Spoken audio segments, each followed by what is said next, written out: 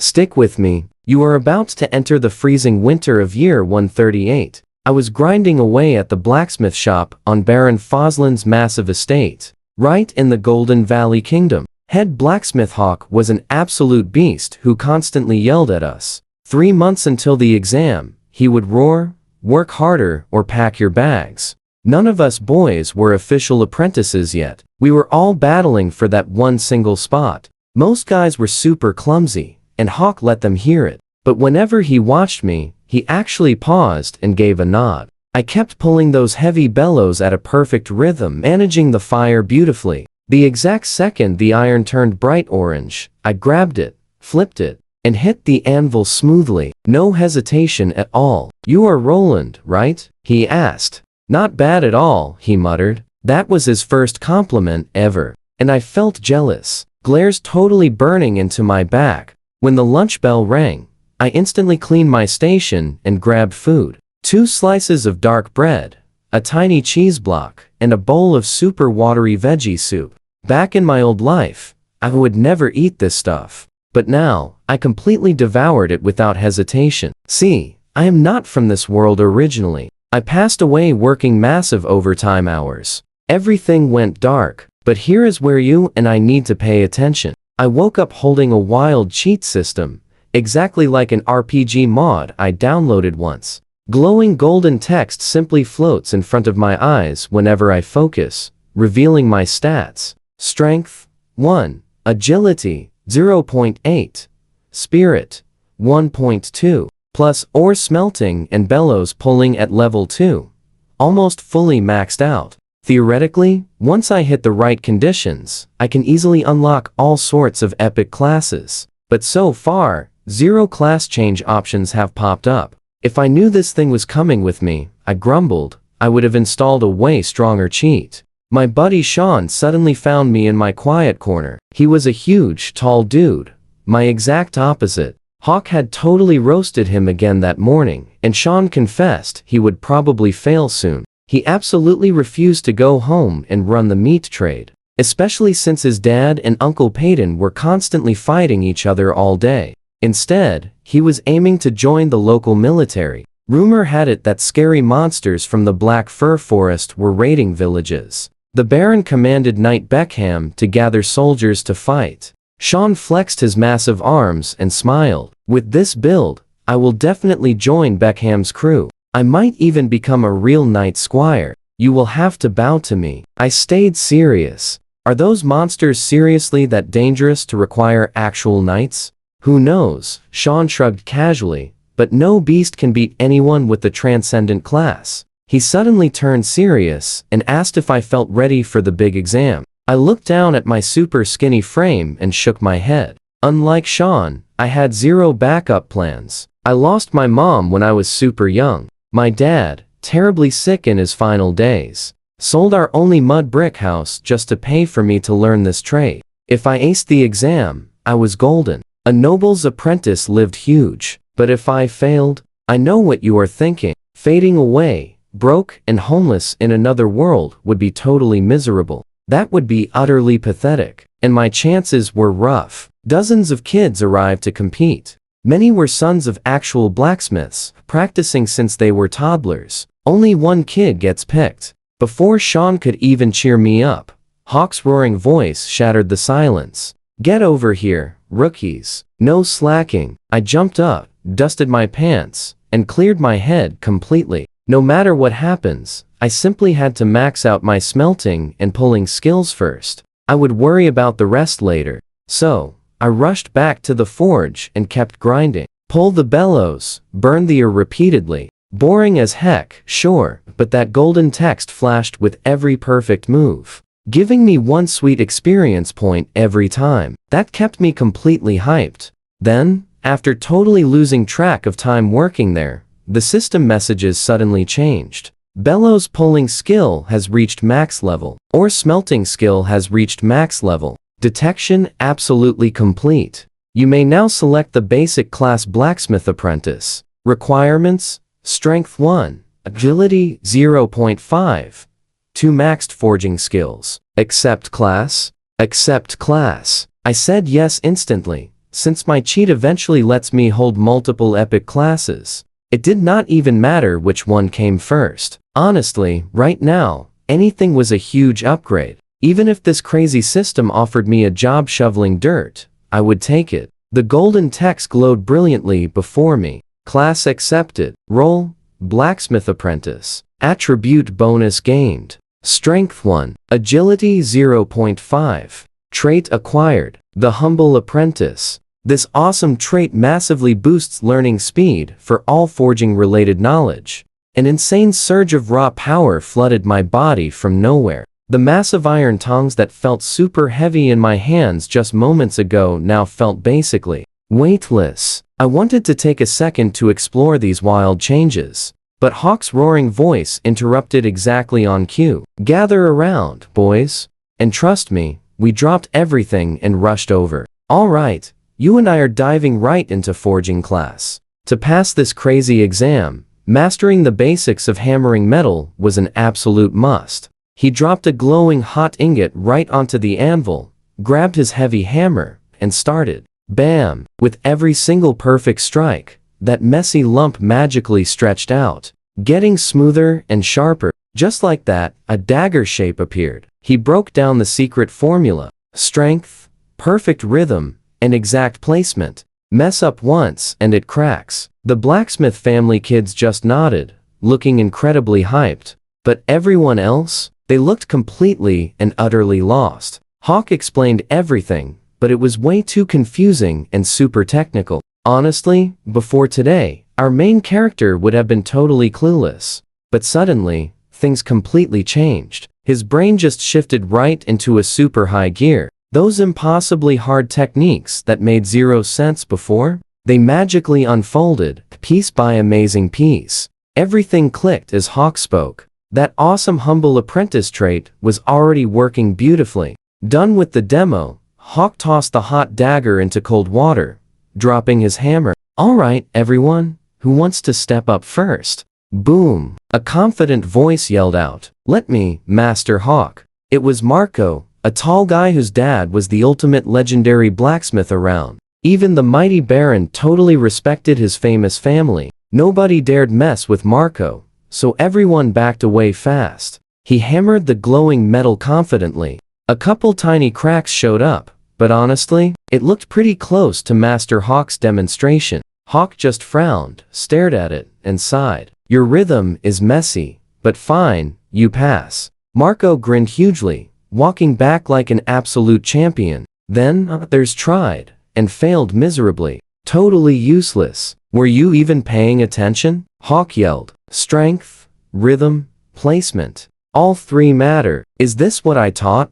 Get out. His intense anger made everyone jump. Breathing heavily, Hawk just growled. Watch closely. Complete silence. Nobody moved, until he boldly stepped right up. Let me try. Crazy whispers started spreading. Who is that? Just Roland. Apparently, he rocks at smelting, and Hawk praised him. A failing kid just scoffed, red-faced. So what if he can burn rocks? That is nothing like real forging. But Hawk completely ignored all of their wild complaining. Hawk just nodded, handing over the hammer. He grabbed it, faced the anvil, breathing deeply. Every single lesson Hawk just taught suddenly came alive, perfectly organizing into simple, brilliant steps in his mind. It was absolute magic. He swung the hammer. Successful forging action complete. 1 experience point. New skill unlocked. Forging. His heart raced. He nailed it on swing number 1.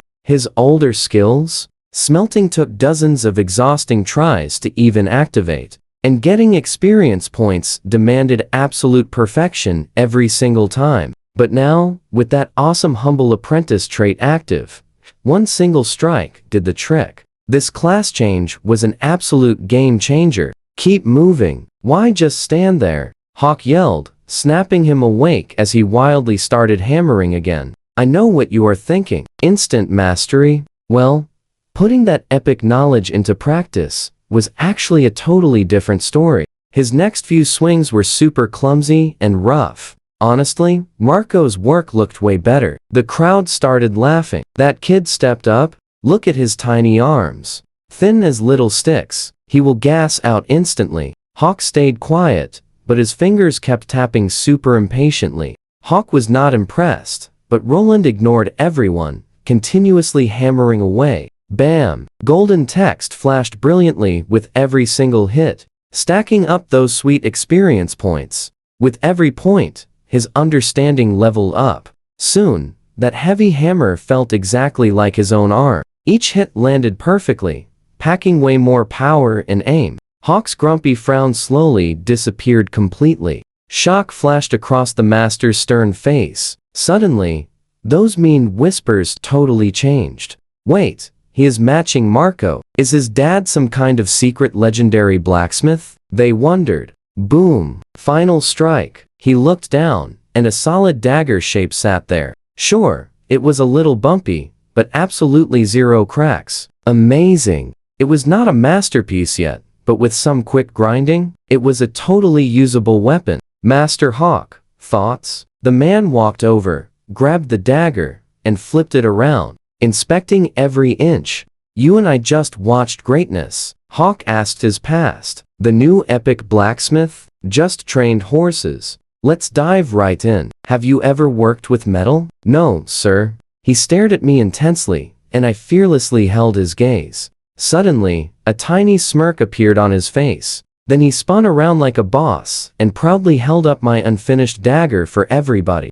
Take a really good look, he roared loudly. This is true epic forging. You guys have blacksmith parents, but cannot match a stable boy. Everyone grab some metal and try forging something that meets this incredibly high standard. Whoever fails goes completely hungry tonight, just sadly staring at the hot furnace. Loud groans filled the entire room. Hawk turned back, firmly clapping my shoulder. From now on, you will officially work as my own personal assistant. Forget everything else and just focus on helping me. Understood? Yes, sir. My heart raced. Becoming his assistant meant way more time for forging practice. Plus, importantly, I totally won his favor. Baron Fosen's territory was not exactly super wealthy. He could barely afford one knight. And Hawk was the only dedicated master blacksmith in this entire massive domain.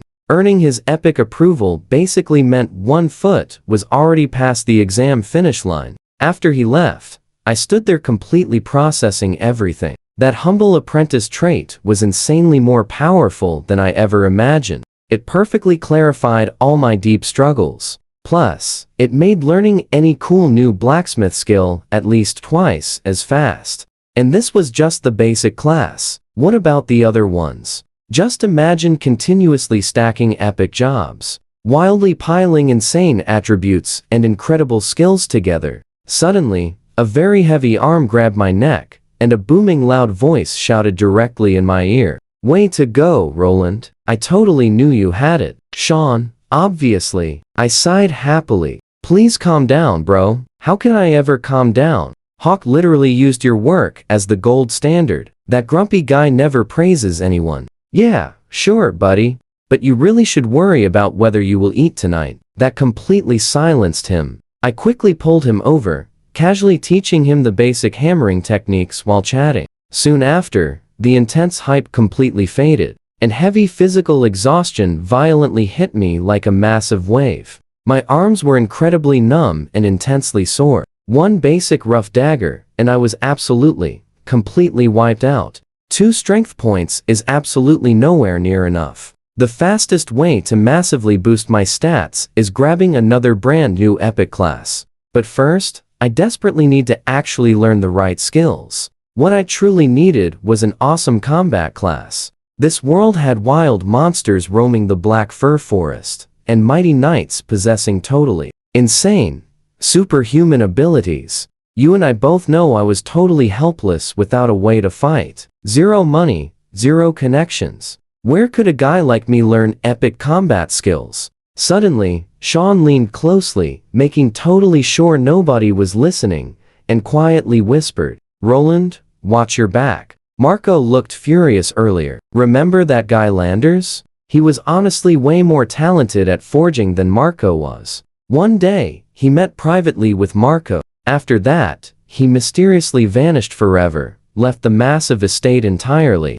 and nobody ever saw him again. I quickly glanced over. Obviously, Marco was aggressively glaring at me from across the room, secretly muttering to his loyal boys. His dark expression proved he wasn't saying nice things. "Do not worry too much though," Sean boldly smiled, proudly flexing his strong bicep. "This is the massive Baron estate. Marco would never dare try anything here. If something happens, I definitely have your back." "Thanks, Sean." I smiled warmly, but I absolutely kept my guard up. Without me around, that apprentice spot in 3 months would be completely Marco's. Threatening someone's awesome livelihood basically ruins their entire future here, creating bitter enemies. Especially when that shiny livelihood means working as a wealthy noble's personal blacksmith. Between angry Marco, wild monsters, and crazy superhumans, massive danger was definitely lurking everywhere. Now watch closely, because this is where it gets incredibly good.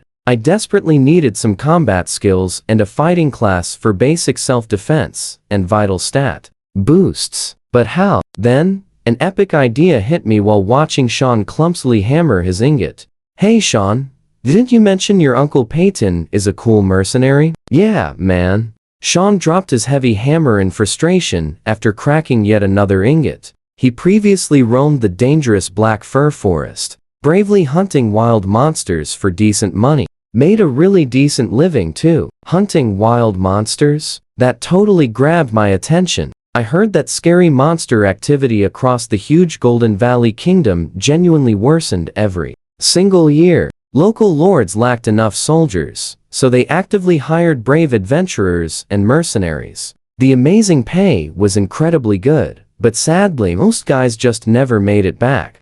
If his uncle could actually survive doing that, he absolutely had to be a highly skilled fighter. "Did he ever teach you any awesome combat skills?" I asked. "Hopefully." Sean sadly shook his head, smiling bitterly. "I really wish. My dad never approved of Uncle Peyton's lifestyle. Peyton left home when I was little. Without some crazy recent trouble, I probably would never have seen him again." I bravely tried hiding my massive disappointment, but Sean definitely noticed. "Why? Do you honestly want to learn proper weapon skills?" "Yeah," I replied. "Scary monsters have been heavily invading even the neighboring Morning Light territory lately. Trust me, watch this. I strongly needed basic self-defense." Sean paused, then suddenly perked right up.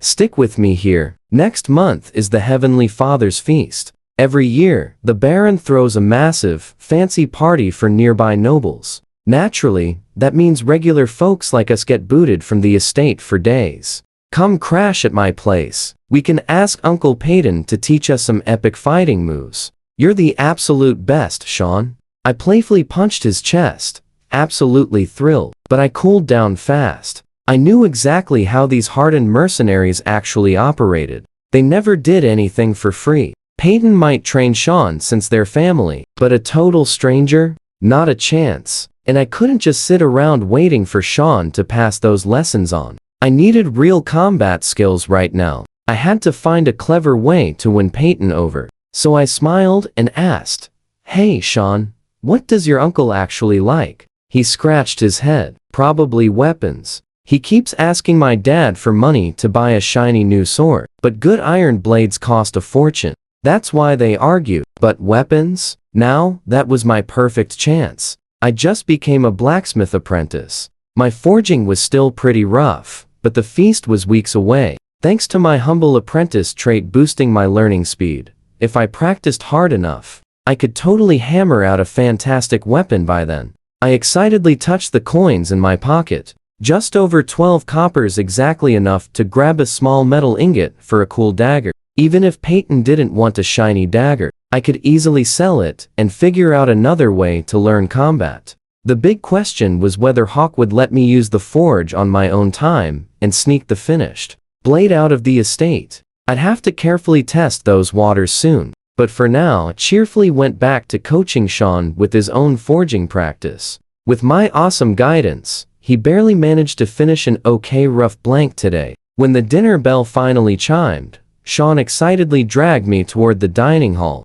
Dinner was slightly better tonight. We got the usual black bread, but now with a tiny fish and some fish broth. Honestly, the cooking stank. The fish smelled funky, and the broth had zero flavor. But hey, I definitely wasn't complaining. A free meal is still a free meal. I was happily tearing my bread to soak in the broth. My homemade fancy stew when heavy. Intimidating footsteps suddenly echoed right behind us. I glanced up and spotted Marco marching straight toward my table, his whole gang trailing behind. Sean frantically stuffed bread into his mouth, tightly gripped his wooden tray like a brave shield, and boldly stood right in front of me. "Relax," Marco sneered with a cold smile, wing right past Sean. "You're Roland, right? I assume you already know exactly who I am." I stood up calmly, patted Sean's rigid shoulder, and locked eyes with Marco, of course. "How can I help you, Mr. Marco?"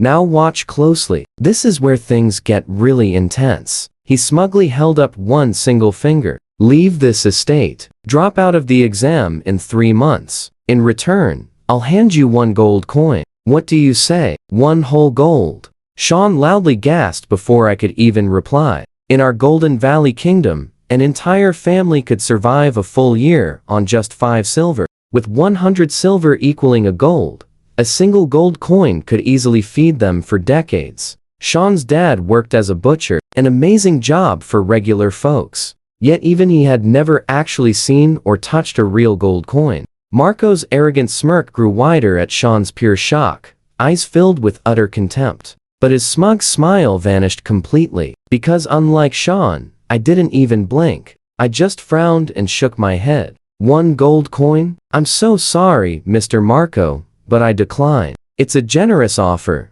but I strongly advise against getting greedy." Marco's face furiously darkened as he glared at me. Messy black hair, skinny body, wearing ratty clothes made of cheap hemp. Absolutely nothing about me screamed that I could casually reject that much cash. But I kept my tone perfectly calm. "Mr. Marco, I'm not bargaining. I genuinely just love the beautiful craft of forging." He fiercely swallowed his nasty threat, let out a harsh, freezing snort, and angrily stomped away. Sean literally forgot to breathe until that jerk was completely gone. "Roland, that was an actual gold coin." "So what?" I casually dropped onto the creaky old bench and happily munched on my soggy, wet bread. "You and I both know a guy like Marco wouldn't keep his word, right?" "1 gold," he mumbled, then slumped right next to me, totally dazed. I completely understood. 1 single gold coin could sustain a normal family for years. Honestly, even I felt slightly tempted, but I stayed sharp. In this rough world, a commoner's life was treated like absolute dirt anyway. My only realistic ticket out, besides magically gaining superhuman powers, was seeing that big exam and becoming a respected, fully official blacksmith apprentice. Plus, with my secret system, becoming a legendary master blacksmith was totally guaranteed. Eventually, once I reach the absolute top, even arrogant nobles and mighty superhumans will bow. No single gold coin buys that epic future. Sean finally snapped out of it, shaking my shoulder. "That huge jerk Marco definitely won't let this slide. Inside, we're safe, but we leave for the festival. Ask Hawk to tell the Baron. You and I both know things will get completely wild. Stick with me here." "Hawk is a commoner too," I said, finishing my soup. "Can't hide inside forever." "Then I've got your back. Whatever happens, brothers stick together." I smiled brightly. "It's a deal. Next orchard raid we pull, I'm absolutely playing lookout." "No way. I can't climb high enough." We just laughed, heading straight back to our cozy bunkhouse. Resting on that stiff bed, I took a deep breath, fighting the nerves. Was I actually terrified of Marco's payback? Honestly, yes. I was merely a blacksmith apprentice with 0 fighting skills. But a little panic wasn't going to stop me. "I've already lived 1 lifetime," I whispered, drifting into peaceful sleep. The next few days, surprisingly completely calm. Marco completely vanished, so I poured all my energy into smithing. The absolute best part? I finally stopped running around doing all those annoying odd jobs. I stood right beside Hawk, striking the anvil all day long. "Keep your rhythm, don't lose focus," he would bark. "Hit harder." Yes, Exactly like that. After practice, shaking out my tired, aching arms, I just had to ask, "How was that, Master Hawk?" "Much better, but still not enough to pass the exam. I'll try harder, sir." Hearing that, Master Hawk chuckled. He let out a massive laugh, slapping my shoulder so hard I literally stumbled. Seeing him in such a fantastic mood, I finally asked the question I'd practiced for days. "Master Hawk, I have a close buddy whose birthday is fast approaching. Could I possibly use the shop tools to craft a weapon for a gift? I will buy the metal." Master Hawk just stared at me for a very long moment. If anyone else asked that, he absolutely would have yelled them right out of the room. Watch closely now was his top student. What teacher doesn't bend the rules for a talented apprentice? He leaned in close and whispered, "Kid, you have handled enough metal to know we always end up with leftover scrap." My eyes totally sparkled. He was essentially letting me use those scraps completely for free. Just this one time. Do not make a habit of it. Got it? Yes. Thank you, Master Hawk. If the guards ask, just use my name. I have other business to handle. Take any ingots you need for practice. Stop asking constantly. The other apprentices glared at me, completely green, with pure, unspoken jealousy. They only received one single ingot during lessons. Meanwhile, I could grab whatever I wanted. That is totally unfair. Even Marco never gets this treatment. Ignoring their whining, I grabbed a heavy ingot. Since Master Hawk gave me free access, I didn't have to waste precious coins on a tiny piece just to make a simple dagger. I could craft something awesome for Sean's uncle, plus some basic gear for myself. But first priority, max out my forging skill. Time to just hammer away. Hour after hour, glowing experience numbers kept ticking higher with every single strike. My muscles burned and my spine ached, but watching that epic progress bar rise fueled me. Time completely vanished. Then, that golden text finally shifted. Forging skill reached maximum level. Finally, maxed out. I blew out a massive breath of relief and immediately summoned my glowing status panel. Strength 2, Agility 1, Spirit 1.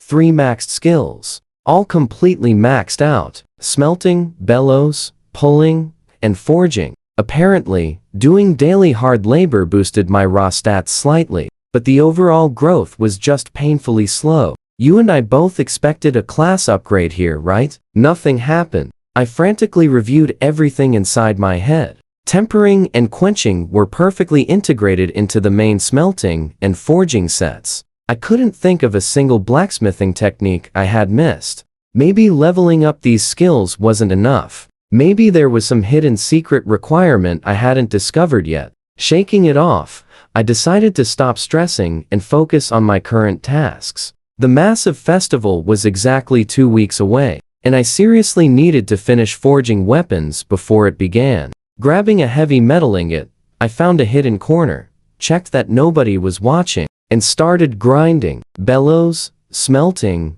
hammering, quenching, tempering, and final polishing. Every single step felt completely natural now. 5 days later, held up a completed iron sword, flashing a very exhausted but incredibly happy smile. An ordinary guy would usually need years just to go from basic lessons to forging a complete weapon. Thanks to my crazy system, I finished in months. But giving the blade a few test swings, my massive excitement totally faded. The quality was merely passable, nowhere near Master Hawk's standards. This average skill definitely wouldn't guarantee a pass on the upcoming exam. Boom! Golden text flashed across my eyes. Detection complete. You have successfully forged a weapon of totally acceptable quality. You may finally advance to the upper tier class, Blacksmith. Requirements: Strength 4, Agility 2, 3, maxed forging skills. Forge 10 acceptable weapons. You do not meet the current advancement conditions. My heart soared, then instantly dropped. 4 strength and 2 agility. That was way beyond my current stats. Grinding daily chores would take literal months. The absolute fastest option was grabbing a completely different class for those sweet attribute bonuses. Even though I had no clue what special trait the blacksmith class offered, it absolutely had to be something incredible for forging. If I advance, the exam is mine. Trust me, you'll want to see what happens next. Stick with me here. We are jumping right in. I rested briefly, then grabbed another ingot. Hawk said I could use plenty, and these were the Baron's materials, not mine. I felt absolutely zero guilt. Every single weapon I crafted got me closer to the 10 I needed for my class upgrade. So, kept hammering, day after day. Before the festival even started, all us apprentice candidates got kicked out of the estate. At the gate, a guard stopped me and my heavy bundle. I just dropped Hawk's name, and the guard's face went from super suspicious to totally respectful. In seconds. Just another reminder of how much power a blacksmith holds here. Sean totally missed all of that though. The second we were cleared, he grabbed my arm and dragged me away, complaining loudly that Hawk just announced a literacy test when we got back. Can you believe that? Reading and writing. Thank goodness I am joining the army instead. I always hated letters. I laughed, but felt totally uneasy inside. The original Roland learned basic reading at a church school as a kid, but that was nowhere near enough to pass Hawk's intense new standards. In the Golden Valley Kingdom, commoners wanting real literacy had two choices: hire an expensive tutor, or join the church and study under a priest. Neither option worked for me right now. Sean grabbed my heavy bundle and asked what was inside. I will show you at your house, I said. The bundle held secret weapons I forged, swords and gear. Watch closely. Even Sean had no idea. Hawk, let me use the metal. But the fewer people who knew, the better. We pushed through the festive crowds. The village was truly alive with color. Dyed streamers hung from oak eaves. 3 bards tuned lutes outside a tavern. The roast goose smell drifted through the streets. A traveling theater troupe performed magic tricks in the square. It was my very first time outside the estate since arriving in this new world. Taking it all in, I soon spotted Marco's dad's blacksmith shop near the river. Big, busy, and thriving. That was the competition. Hey, what is in this thing? It is heavy. Sean called from behind me. Wait until we hit your place. When we finally reached Sean's house and went to push the door, a fierce argument erupted from inside. Peyton, I swear this is the very last time. Just lend me a little more money, and then forget it, Sam. Did you totally forget what happened to Reuben? That kind of dangerous thing is not for people like us. And what you have is just a tiny fragment. Darn it. Do not bring up that idiot Reuben. I am nothing like him. How are you different? You are both enough. The yelling cut off abruptly. A thin figure shoved the door open and stormed right past us without a single word. Then a massive guy appeared right in the doorway. You and I both know real trouble when we see it, right? Tall, broad shoulders, sharp eyes. He glared at us, then chased the first man down the busy street. That was my Uncle Peyton, Sean said awkwardly, lowering the hand he raised to wave. We headed inside. The place was simple, but really clean. Sean's dad was out selling meat at his shop. Sean tossed my bundle onto the wooden table with a loud thud and stared. So, what is it? I checked that nobody was around, then just nodded at it. Open it yourself. He unwrapped the cloth, and 3 iron swords tumbled right out. His face went completely blank. Then his jaw absolutely dropped. Heavenly Father above. He grabbed one by the hilt and held it up, eyes wide. After standing completely frozen for a long moment, he turned. Where did you get these? I forged them myself, I smiled. He did not doubt me, but I saw a quick flash of frustration cross his face. We had both been learning under Hawk, yet he could barely hammer a rough blank, while I was making finished weapons. That feeling passed quickly, though. He seemed to remind himself that this genius blacksmith was his best friend. A big, joyful, goofy grin spread across his face as he cradled the sword against his chest. Are you going to sell them? He asked excitedly. My dad says it is illegal to sell weapons without being in the guild, but I could ask around the tavern for you. Man, that really warmed my heart. When I first arrived in this crazy world, I was so scrawny that other boys bullied me constantly. Sean was the one who always stepped in to help. Without him protecting my back, I never could have focused on training. A single sword was nowhere near enough to repay that heavy debt. Put it away. What for? I said. Your birthday is coming up. This is my epic gift to you. A gift for me? His eyes went wide and his hands actually started shaking. This loud guy, who was never careful about anything, was suddenly handling the sword like it was fragile glass. It is way too expensive. I have never bought a weapon, but a real iron sword has to be worth. I pushed it right into his arms. Didn't you say we are brothers? Brothers? He repeated the word. Then he bear hugged me so hard my bones cracked. Lighter, man, lighter. After prying myself free, I pointed to the other item. An iron plate with straps. Sean looked confused. Trust me, you're going to want to see what this is. Stick with me here. You and I are about to watch him strap a rough, handmade iron guard onto Sean's chest. A quick block for enemy blades. Sean playfully flicked the metal plate, ding, and gave my shoulder a super cheerful slap. A forging prodigy? I gave a tired smile, muttering that this clunky piece of scrap was far from absolute perfection. We barely packed our gear away before loud, heavy footsteps echoed right outside. Peyton stomped inside, looking super grumpy, snatched a little wooden barrel from the counter, popped it, and instantly chugged away. That tangy fruit scent filled the shop. He wiped his mouth and threw Sean a teasing smirk. What is up? Did the rich lord finally toss you out for slacking? Nah, just festival break. Sean brushed off the joke, jumping straight to business. Uncle Peyton, you have to teach us swordsmanship. Knight Beckham needs bold recruits to battle the crazy monsters in the Black Fir Forest after celebrations. I need to join, but I only have raw muscle. Peyton slowly stared at me while I flashed innocent smiles. I totally want to master the blade too, Uncle Peyton. He dropped his drink, flashing a wildly clever, fox-like grin. Pay attention with me here. Swords are actually my expertise. I will gladly train you, but what is my payment? Payment? Sean completely choked. Uncle, I am literally your nephew. Do not do this. Peyton took another long drink and burped loudly. Do you know what veteran soldiers at the training camps charge? 10 silver coins monthly. He leaned close, faking a sweet dad look. But since we are family, I will give a discount. 5 silver coins. Seriously? That is pure robbery. Sean yelled out loudly. As those two angrily bickered over cash, I simply sighed to myself. I knew hired fighters loved gold, but taxing family is wild. Still, I came fully prepared. I grabbed Sean and whispered my brilliant plan.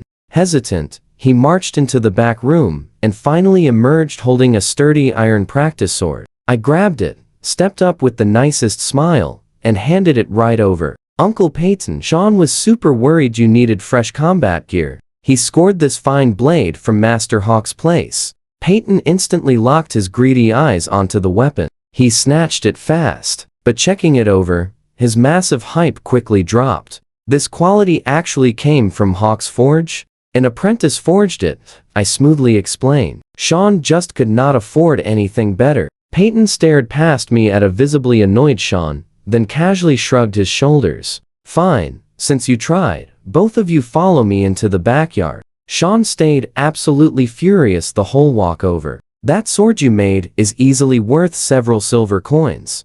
I just brushed it off completely. I had already calculated the smart math. Here, becoming an official apprentice meant infinite weapon crafting later. Right now, the only thing that truly mattered was mastering combat arts and finally unlocking a brand new character class. Peyton fully admitted official training camps demand 10 silver monthly for simple basic lessons. You and I both know this trade is a steal. Peyton threw us some wooden practice swords and kicked off the lesson.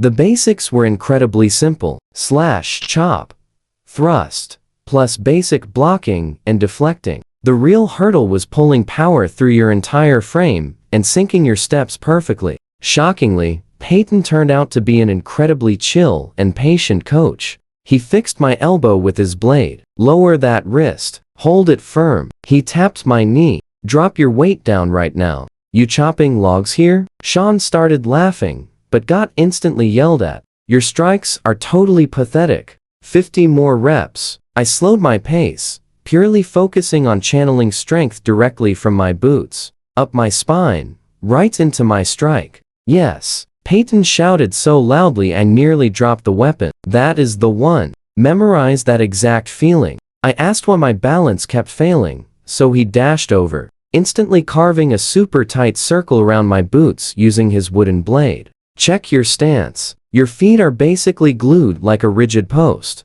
Become a heavy tree with deep roots, not some weak leaf blowing in the wind. He showed off a flawless finishing pose, his heavy boot perfectly carving a clean circle in the dirt. By sunset, Sean wandered away to cook up dinner, while Peyton peacefully napped beneath a giant tree. But I kept attacking non-stop, slash, chop, thrust. Drenched in sweat, my heavy wooden blade tore fiercely right through the incredibly silent evening breeze. With my final strike, bright gold system text exploded before my eyes. Skill unlocked. Basic swordsmanship, level 1. Scan finished. You can now choose the starter class. Recruit requirements met. 2 strength, 1 agility, 1 combat skill. Accept class. Exactly my master plan. I smiled tiredly through my absolute exhaustion. Unlocking that fighting skill officially triggered the combat class. Literally my exact plan. Then my legs totally quit, crashing me into the dirt, every muscle burning. But my eyes shined way brighter than ever before. Peyton peeked over, acknowledging my guts, but doubting my actual talent. So, what do we make of this? Trust me, he is about to be amazed. Stick with me here. I was just too scrawny. My mentor totally believed that fancy moves meant absolutely nothing against pure, raw muscle. Peyton already wrote me off completely, figuring I'd bomb the blacksmith test. He was literally planning to get me some lame tavern helper job. But hey, underneath that grumpy attitude, Peyton had morals. He perfectly knew giving the sword wasn't Sean's plan. His nephew simply didn't have that kind of cleverness. Taking the gift meant he had to pay it back. He absolutely hated owing anyone favors. Obviously, I had zero clue about this. I was just kneeling there in the dirt, catching my breath, completely hyped up. Boom. Root class officially accepted. New class, recruit. Bonus stats gained. 1 strength, 1 agility. Trait unlocked, battle readiness. Battle readiness massively boosts training for all combat skills. I had 3 strength points now. Still weaker than Sean, but definitely beating most of the other boys at the smithy. I clenched my fists, feeling that sweet new power surge right through me. Then I reread that epic trait description, and my jaw completely dropped. Grabbing my wooden sword, I rushed through the basic forms again. Hitting the final stance, glowing golden text suddenly popped right up. Basic sword training session complete. I earned 2 experience points. Wait, 2 full points, not 1, 2. I figured battle readiness was just a basic learning boost, like the humble apprentice trait. Nope, this was way simpler and insanely more overpowered. It literally just straight up doubled my experience gain. A permanent double experience cheat code for all combat. Here, even absolute genius fighters might spend their entire lives mastering just one single weapon. But with this trait, swords, spears, bows, or even those legendary secret arts, whatever combat skill I practiced, I would level up twice as fast as anyone normal. Now watch closely. More golden text appeared, and I totally froze. Blacksmith apprentice detected. Class resonance triggered. Absolute madness. Bonus acquired. Steel through tempering. This insane perk massively increases my max strength cap and overall stat growth efficiency. An intense, strange energy rushed through me. All that sword training soreness vanished almost instantly. I just rubbed my chin, thinking super hard about what a higher strength cap actually meant. Normally, your physical body totally limits your max potential strength. A skinny guy could never match a literal giant like Sean, no matter how insanely hard he trained. But with the raised cap, would my body get huge? Or would my muscles just become insanely dense and strong without even changing size? Either way, for a skinny kid like me, this was purely magical. Then, my mind seriously started racing. In the original game, only a combat class and a life class could resonate.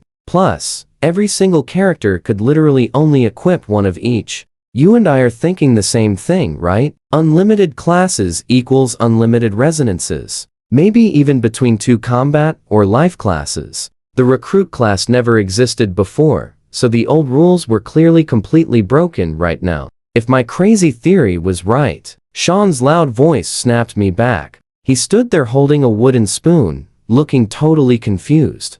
I've been calling you. Dinner's ready. Oh, right. Suddenly, I felt completely starving. I leaned up, hooking my arm playfully around Sean's neck as we walked inside. I didn't know you could cook. Am I gonna pass out after eating? Hey, don't underestimate me. Honestly, dinner was surprisingly great. A huge pot of oat porridge, boiled cabbage, and tasty salted scraps from his dad's shop. Way better than those tiny, stingy portions at the estate. Sean's dad, Gary, actually came home while we ate. Built massive like Peyton, but with a much kinder face and a super warm personality. He happily welcomed me, though mentioning Peyton's name totally soured his mood. I collapsed into bed right after eating, crashing hard until the morning. Next morning, loud festival noise finally woke me up. Sean was already dressed in flashy new clothes, fiercely fighting his curly hair in the mirror. Finally awake, there's a big dance at Church Square at noon.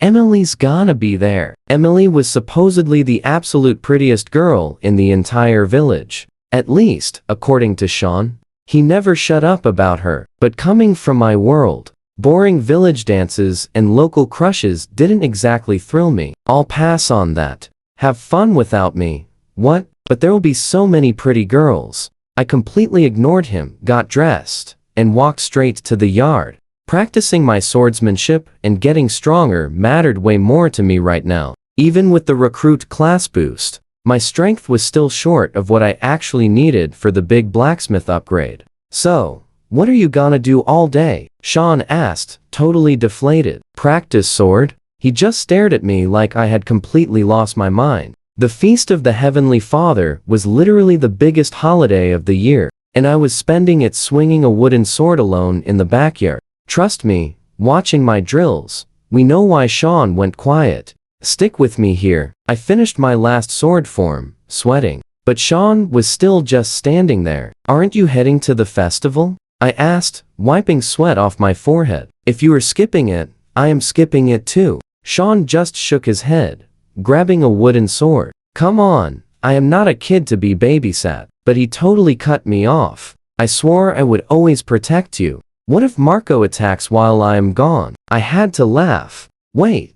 Aren't you going to ask your Emily to dance today? Forget her. He swung his sword weakly. Pretty girls are just not as important as brothers. Plus, even if I did go, she definitely would not pick me anyway. Honestly, that just completely cracked me up. His face turned bright red. He yelled at me to stop laughing, complaining it was crazy. I would rather practice boring sword swings than enjoy the town's huge holiday. We trained hard all morning long. Around noon, Peyton finally stumbled outside, rubbing his tired eyes. He gave me a long look. I caught total shock on his face, like he could not believe my sword skills had seriously leveled up so fast overnight. Sean quickly told Peyton about his big plan. After the festival, he wanted to enlist near the Black Fir Forest recruitment post. His eyes practically sparkled. He talked about becoming a knight squire and fighting beside some real superhumans.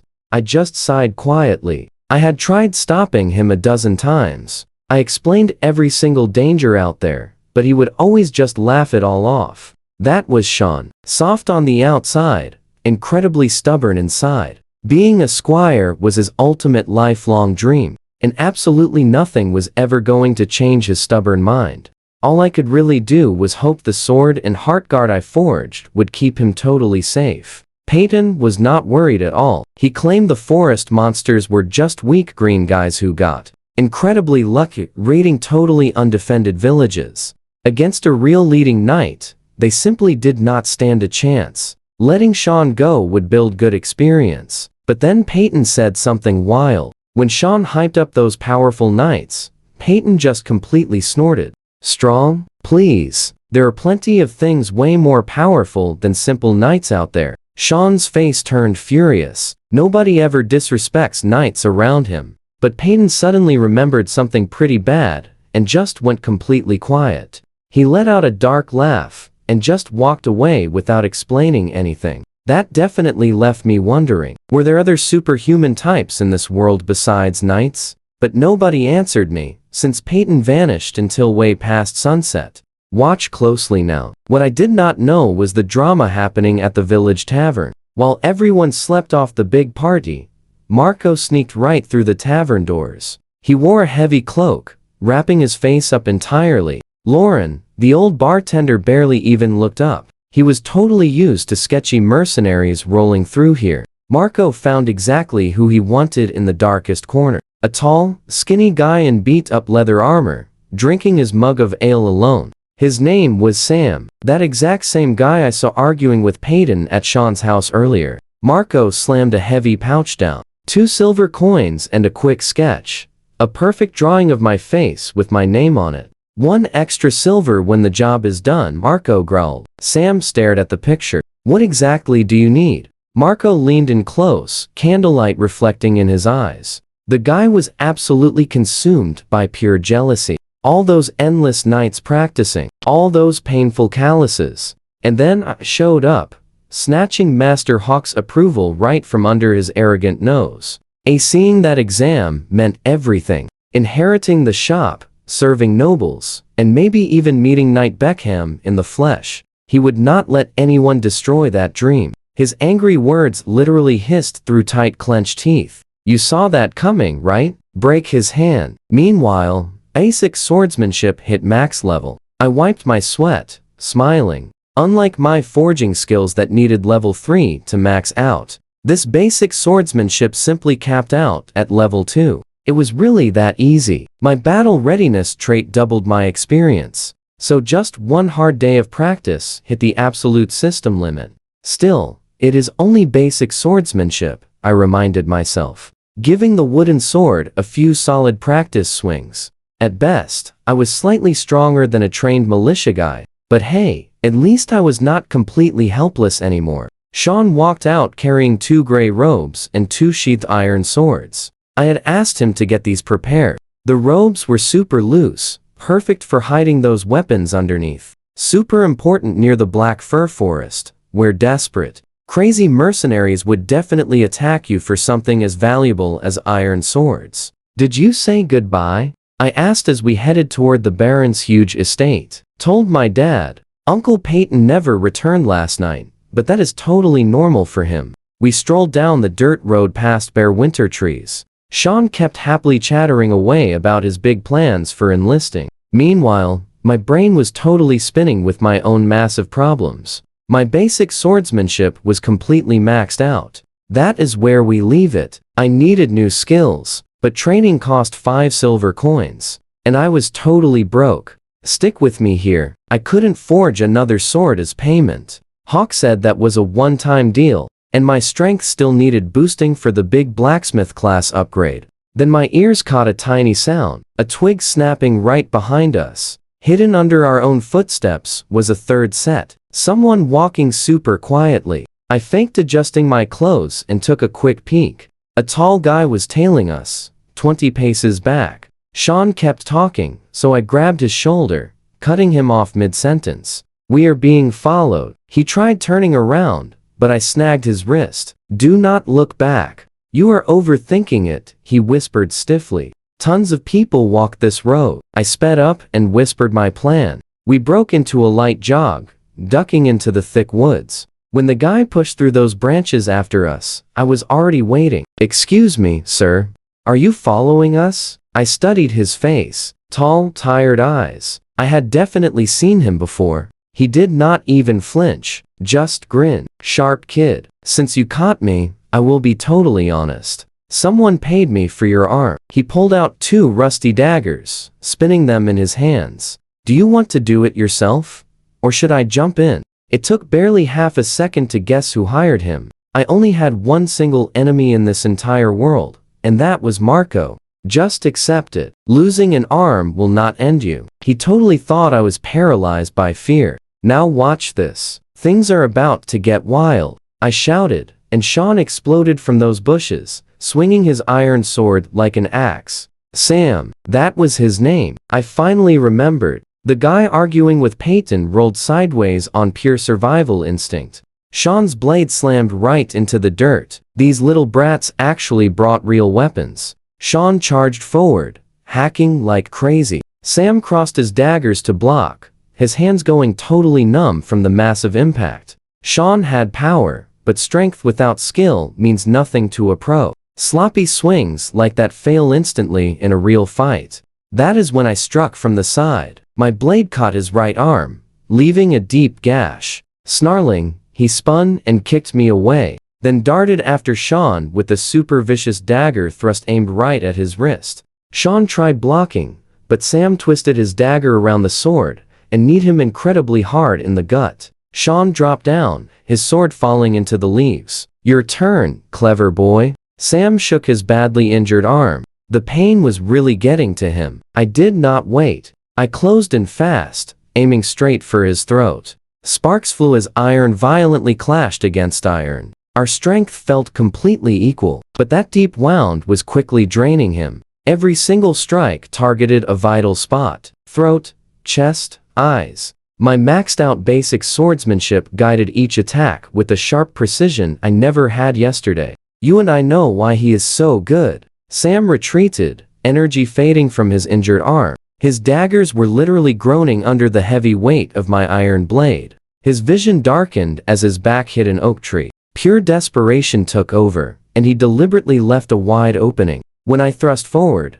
he lunged right at me, dagger driving toward my chest. Clang! His sharp blade hit solid metal, the crude iron plate I had secretly forged and strapped underneath my clothes. His eyes went wide, and instantly, my sword reached his throat. He dropped to his knees, clutching his neck as his strength finally slipped completely away. His mouth moved, but no words came out. The smell of damp earth and leaves filled the air. His glassy eyes stared up, and I stared right back. My heart was hammering, but my hand stayed steady, vision incredibly sharp. I struck one final time to make sure he stayed down for good. Then I stumbled backward, completely collapsing right onto the dirt. The adrenaline was quickly draining, leaving my legs feeling like jelly. I ran my fingers over the huge dent in my hidden iron plate. If that crude guard was not there, his dagger would have easily pierced me before my blade ever even reached his neck. Even with maxed out swordsmanship and the huge advantage of injuring his arm earlier,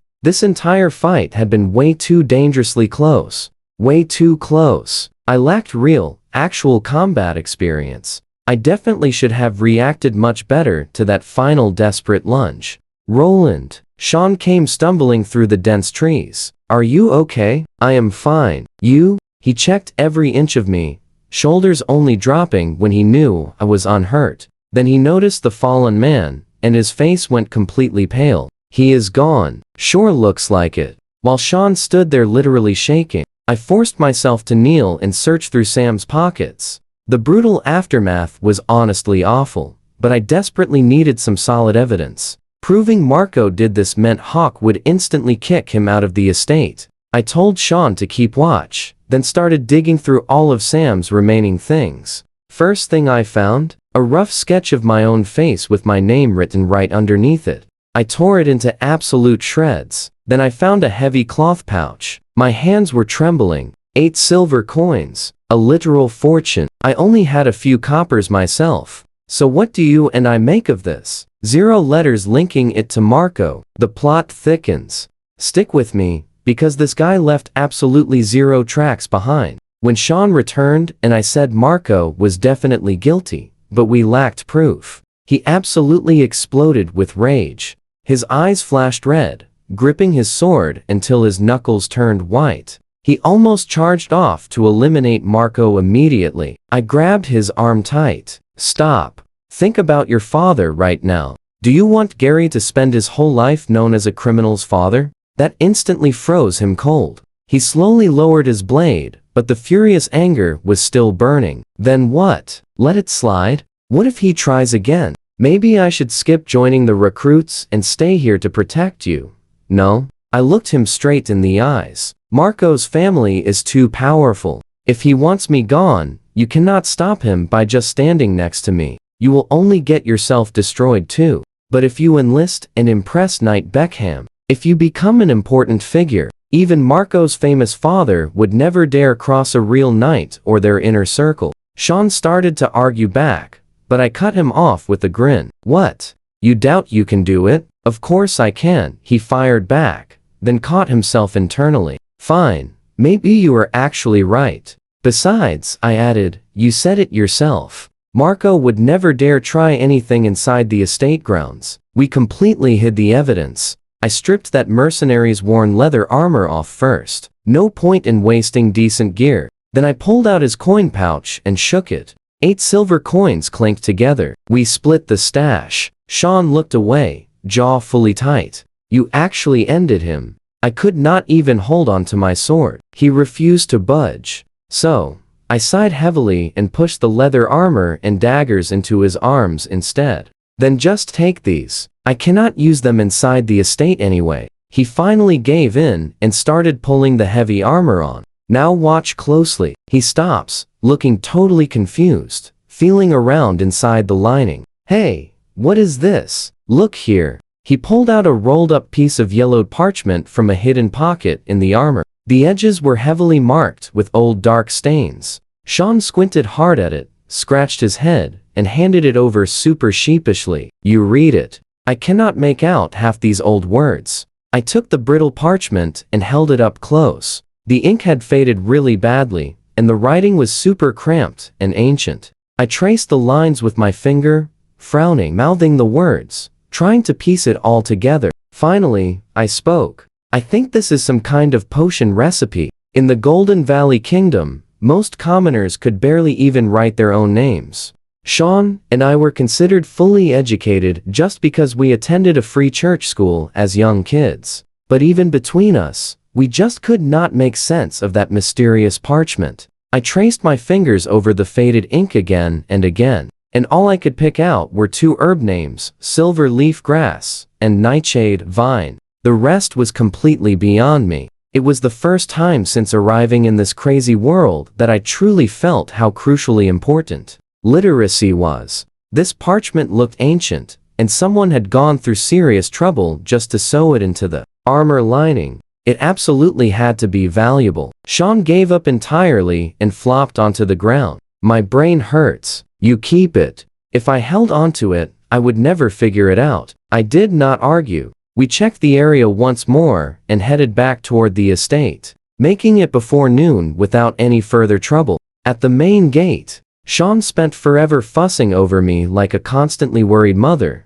telling me to stay safe, to find his father or Uncle Peyton if anything went wrong, because he had already warned them. Finally, he stopped talking, waved goodbye, and marched straight off toward the recruitment post. I watched him disappear down the dusty road, took a deep breath, and stepped through the estate gates. I hid my gear in a secret spot and hurried toward the smithy. You and I saw this coming. I walked in, and dozens of eyes locked onto me. One gaze burned hotter than the rest. Marco was staring right at me, his freckled face twisted with pure fury, teeth grinding so hard I could actually hear them. He could not understand how I returned without a single scratch. That confirmed absolutely everything. He was definitely the guy who hired the mercenary. I kept my face totally blank and looked around. Half the apprentice candidates were already gone. With the deadline rapidly approaching, many had just given up, exactly like Sean. The ones who remained were mostly blacksmith sons, boys who grew up around hot forges. Several of them were nearly as skilled as Marco, sitting only one step behind me. Any relaxation from the recent holiday vanished instantly. Put down your tools. Hawk's booming voice thundered through the entire shop before he even appeared. He marched straight in, hands behind his back, gave me a quick nod, and directly addressed the group. I told you before the break, today I am testing your knowledge. He unrolled a sheet of cheap birch bark paper covered in dense text that made my scalp absolutely tingle. Come forward one by one and read what is written here. It was a complete disaster. By the time evening fell, I was standing with my head down among a group of equally miserable boys. Hawk's furious shouting literally shook the walls. Meanwhile, Marco and his few friends who actually passed were standing off to the side, smirking and exchanging smug looks. Here's the lesson for us. Hawk's face was purple, veins bulging. You blockheads cannot even read a basic contract clause. Stick with me here. How will you negotiate prices? He slammed the paper right onto the anvil. If goods fail inspection, deposits get paid back double. You couldn't even manage to read that basic sentence. You completely missed the word repay. He sneered mockingly. A random street vendor could easily scam you out of absolutely everything you own. Want to be master blacksmiths? Go dig in the dirt instead. Absolute silence followed. Only the fire crackled. Then a shy voice interrupted. Master Hawk, should I return later? No, Mr. Brownson, your timing is absolutely perfect.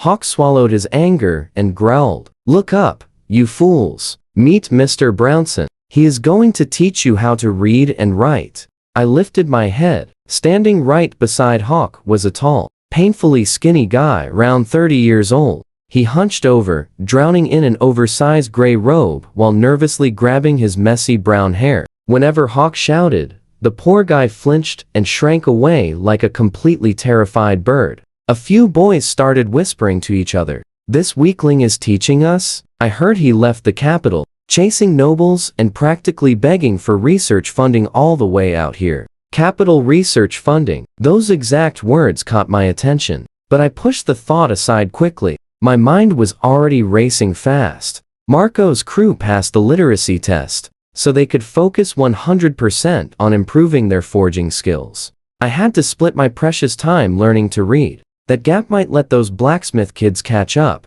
or worse, totally surpass me. Plus, I still needed to grind my strength stats to meet the exact requirements for the blacksmith class upgrade. The exam was 2 months away. Time was running out. Shut up, everyone. Hawk suddenly clapped his massive hands like roaring thunder. Now watch closely. You have exactly 1 month. Anyone failing the literacy test packs their bags and leaves forever. Understood. 3 days after the big festival, the sky hung gray and heavy. Out on the dirt near the smithy, I sat with the rest of the kids who failed the literacy test, listening to Mr. Brownson teach reading and writing. I held a wooden stick, carefully scratching letters straight into the dirt as he lectured. I could definitely tell Brownson was noticing me. Unlike those other guys spacing out, I stayed hyper-focused every single lesson for 3 straight days, always staying late to ask him extra questions.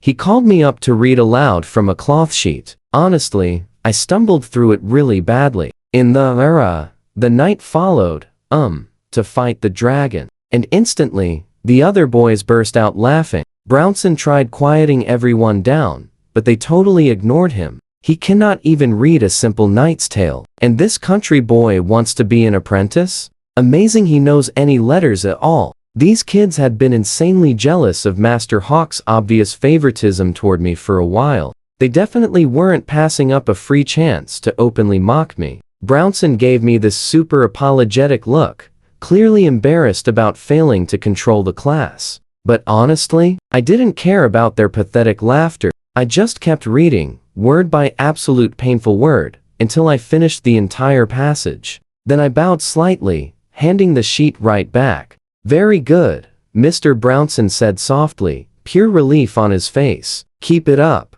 You are actually improving faster than anyone else. He wasn't lying. I was honestly learning quicker than the others. But my foundation was so incredibly weak that even fast progress might not be enough to pass Hawk's brutal test in time. I went straight back to my spot and studied, listening to Brownson explain while scratching letters in the dirt repeatedly. I totally lost track of time. Then the bell rang. Golden text suddenly blazed right across my vision. Skill acquired.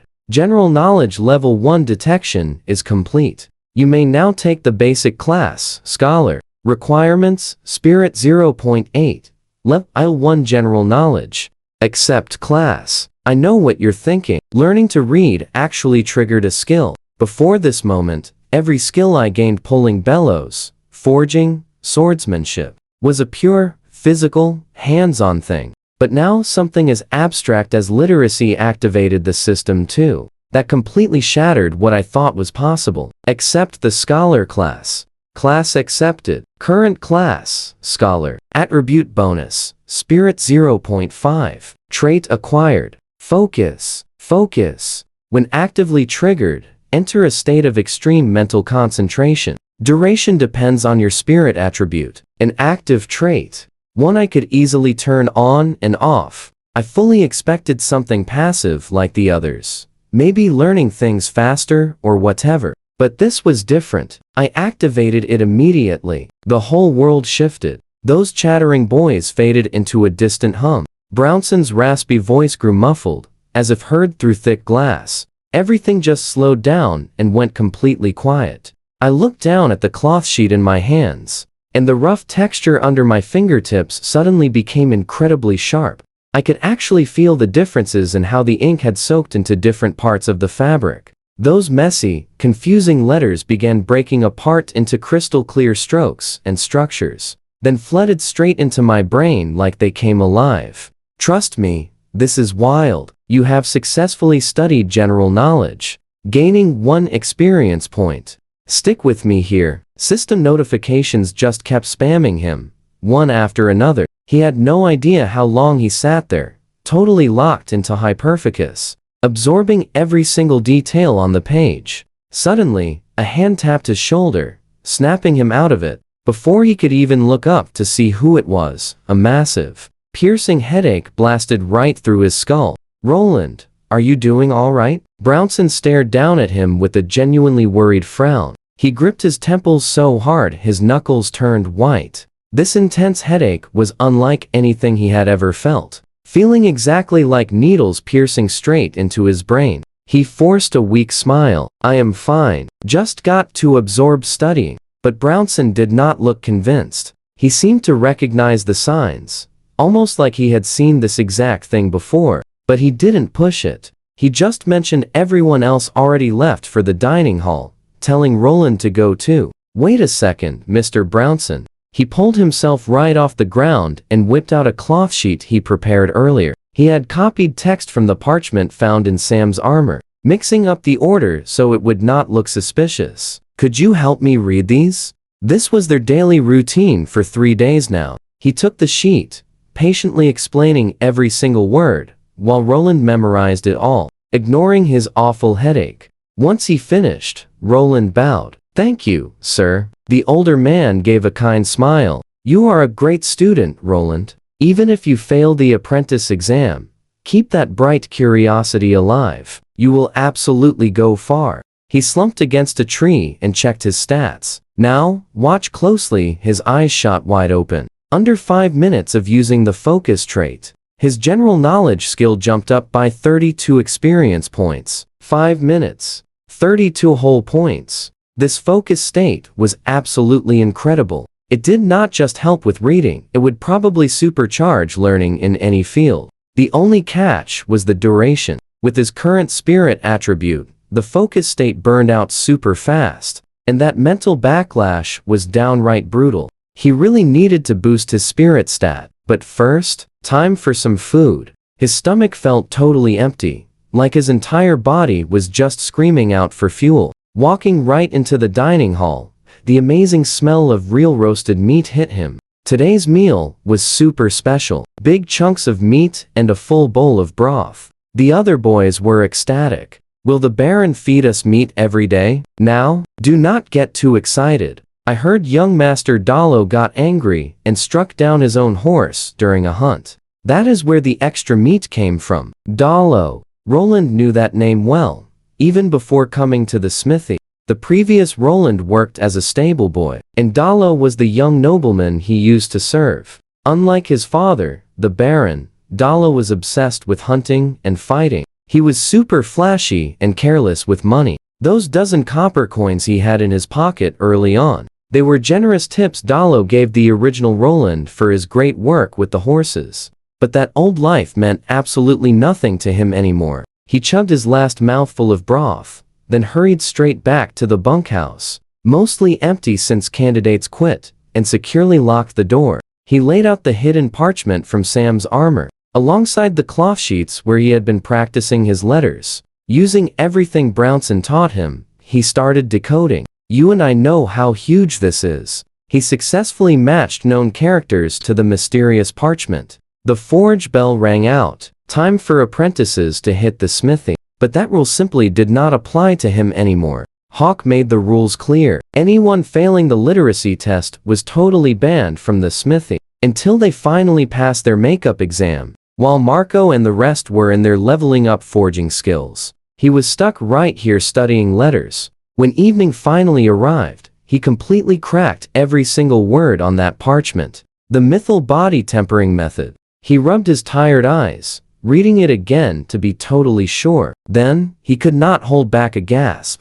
This was a literal body strengthening technique. Sean was always super obsessed with knights, happily sharing everything he heard about their epic training. According to him, true knights needed two things. First, a breathing method to condense a life seed, and second, a body tempering technique to incredibly strengthen their physical form. Both were absolutely essential. He always figured Sean was just spouting nonsense from cheap knight novels. But right here, in his hands lay solid proof that this stuff was actually real. I guess those bard stories are not entirely made up, he whispered softly, tracing his fingers right over the faded ink. Every great legend stems from a real seed of truth. He lowered his head, eagerly reading the mythal body tempering method right from the very beginning, word by word. But this mythal method was completely different than expected. There were zero physical drills or exercises. It looked way more like a rare potion recipe. You grind various ingredients into a powder, sit up, and rub it all over your body. Then you just combine it with a breathing method for the absolute full effect. He frowned at that very last line on the parchment, and sighed. Breathing methods were out of reach. But hey, I think we can all agree a partial power-up is an epic win. Alright, stick with me here. This technique basically supercharges my strength and toughness. Just what I needed, since I was lagging behind for that big blacksmith class upgrade. I happily scribbled down the entire recipe. Silver leaf grass, nightshade vine. I totally recognized those from when Roland used to fetch medicine for his sick dad. Super pricey, but definitely doable. But then I spotted something called silver dust. I had literally zero clue, and the recipe demanded a huge pile. After cramming all that info, my stomach was roaring. I dragged myself to the dining hall, finding the place basically a ghost town. Dinner wrapped up ages ago, but one guy was still there, munching cold food on a lonely bench. It was Mr. Brownson. This was my golden ticket. In just 3 days, I noticed this quiet teacher knew way more than he showed. Maybe he held the secret to silver dust. I scooped up the last scraps of food and sat right beside him. We chatted a bit, then I casually dropped the question. That novel you lent us had something super mysterious inside. Something called silver dust. Any idea what that actually is? He froze instantly. His eyes drifted away, totally lost in some deep memory from the past. He finally spoke up. That is a super basic alchemy material. Then, he flashed me this incredibly sharp, knowing smile. Now pay attention. Deep alchemy secrets wouldn't just casually appear in a simple entertainment novel, would they? My spoon hovered in midair. His soft eyes suddenly beamed with sharp intensity. This timid teacher was definitely hiding an epic secret. Relax, kid, he chuckled, grabbing his spoon. We all have our little mysteries. I never snoop around. He stirred his soup. So, you need some silver dust? Let us be honest here. Yes, I have a stash. He paused. But I need a favor. What do you want? He laughed warmly. Hawk called it. You are a sharp one. He dropped his spoon and folded his hands. I want a custom dagger. Word is, your forging skills are absolute top tier. A dagger? Wait, just that?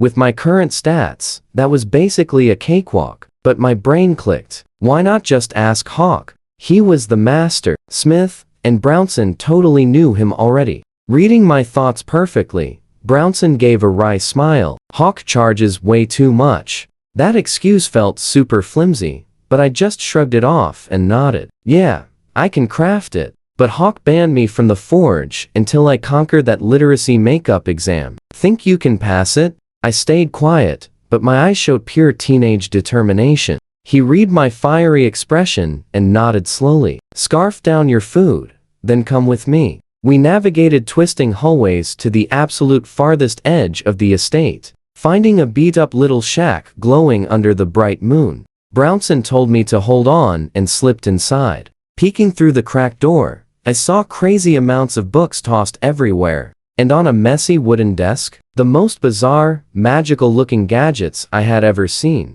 He popped back out, carrying a neat little pouch wrapped in silver ribbon, plus a totally worn-out paper scrap. Boom! Here is your silver dust, and the blueprint for my dagger. Have the finished masterpiece ready in 3 months. A mysterious smile sneaked onto his face, half covered by the shadowy moonlight. Do not let me down, kid. I stared right back at him, feeling the hype. I gave a firm nod, strolling back to the bunkhouse under the moon. My brain was spinning. Silver dust was pure alchemy gear, and he just casually had a stash. You and I are thinking the same thing. Was this guy a secret alchemist? My only clue about alchemy came from fantasy books. Alchemists were always epic wizards, super powerful mentors, or super flashy bad guys. Yet Brownson was so shy and totally broke. Would an actual magic wizard seriously work for some random baron in absolute nowhere? I simply lacked the clues to solve this puzzle, so I just brushed it off. Whatever Brownson truly was, my goal stayed the same. Then it hit me. After grabbing the scholar class, I was so hyped about the focus trait, I totally forgot about new class resonances. I popped open my menu instantly. 2 shiny new skills glowed at the bottom: Recruit Scholar Theory and Practice. In battle, you see crazy details and score bonus experience points. That meant my skills could level up, not just through boring practice, but through actual awesome fights. I really wondered if this stacked with my battle readiness double experience boost. Blacksmith, Apprentice, Scholar. Standardized production. Crafting the exact same item repeatedly gives a massive boost to your success rate and total item quality. My eyes practically sparkled. Regular smiths always stressed over bad luck or getting tired. Even damp charcoal could completely wreck their hard work. But this epic trait meant spamming the same craft made every single piece better than the last. The only catch was Grumpy Hawk's strict rule: the final exam gave you exactly 1 shot at glory. Still, once I became a full apprentice, this magical trait would skyrocket my skills at a totally insane pace. For the next 10 days, I fell into a super chill routine. I showed up to all of Brownson's regular classes. Our secret deal seemed completely forgotten. But trust me, you are going to love what happens as I uncover this epic focus trait. 3 minutes on, 30 minutes resting, repeat. Stick with me here, because his focus was so wild that just half a day of intense studying actually beat 3 full days of normal learning. One morning, our guy opened a yellowed cloth sheet, reading aloud in his empty room. A black iron ore trade contract. Party A, Blacksmith Guild, Grey Rock City Branch. Party B, Northern Mining Merchant Association. Every word flowed perfectly. Now, those squiggly symbols that looked exactly like tadpoles just a few days ago were completely familiar. Whenever he hit technical terms, images of the corresponding ores popped into his head automatically. He even understood the deep business logic behind every clause. 10 days. That is all it took. The focus trait was way more powerful than expected. His reading skills were definitely enough to pass Hawk's test. But before taking it, he needed to leave the estate and buy herbs for the mithril body tempering method. As for Marco, he was too busy to even worry about him. The other blacksmith kids who passed the test were pushing him hard, and in his eyes, our guy was probably written off as a total failure who could not read. He went straight to the smithy to ask Hawk for 3 days off. Loud hammering and shouting greeted him before he even reached the door. Leave? For what? Master Hawk crossed his arms. Just some personal business, sir. He watched Marco from the corner of his eye, exactly as he expected. Marco barely glanced at him, snorted dismissively, and went right back to hammering. The hatred was gone. Our guy was no longer a threat in his mind. Hawk's eyes flickered with huge disappointment when our guy admitted he had not passed yet. Listen, boy, you have talent, but if you cannot pass that test, I will not let you take the final exam. Understand? I understand, Master Hawk. Hawk waved him off, clearly thinking he was just looking for an excuse to give up. He thanked him, left the smithy, grabbed his prepared pack, and confidently walked out through the main estate gates. You're going to want to watch this. Walking the familiar forest path back, absolutely everything had completely changed.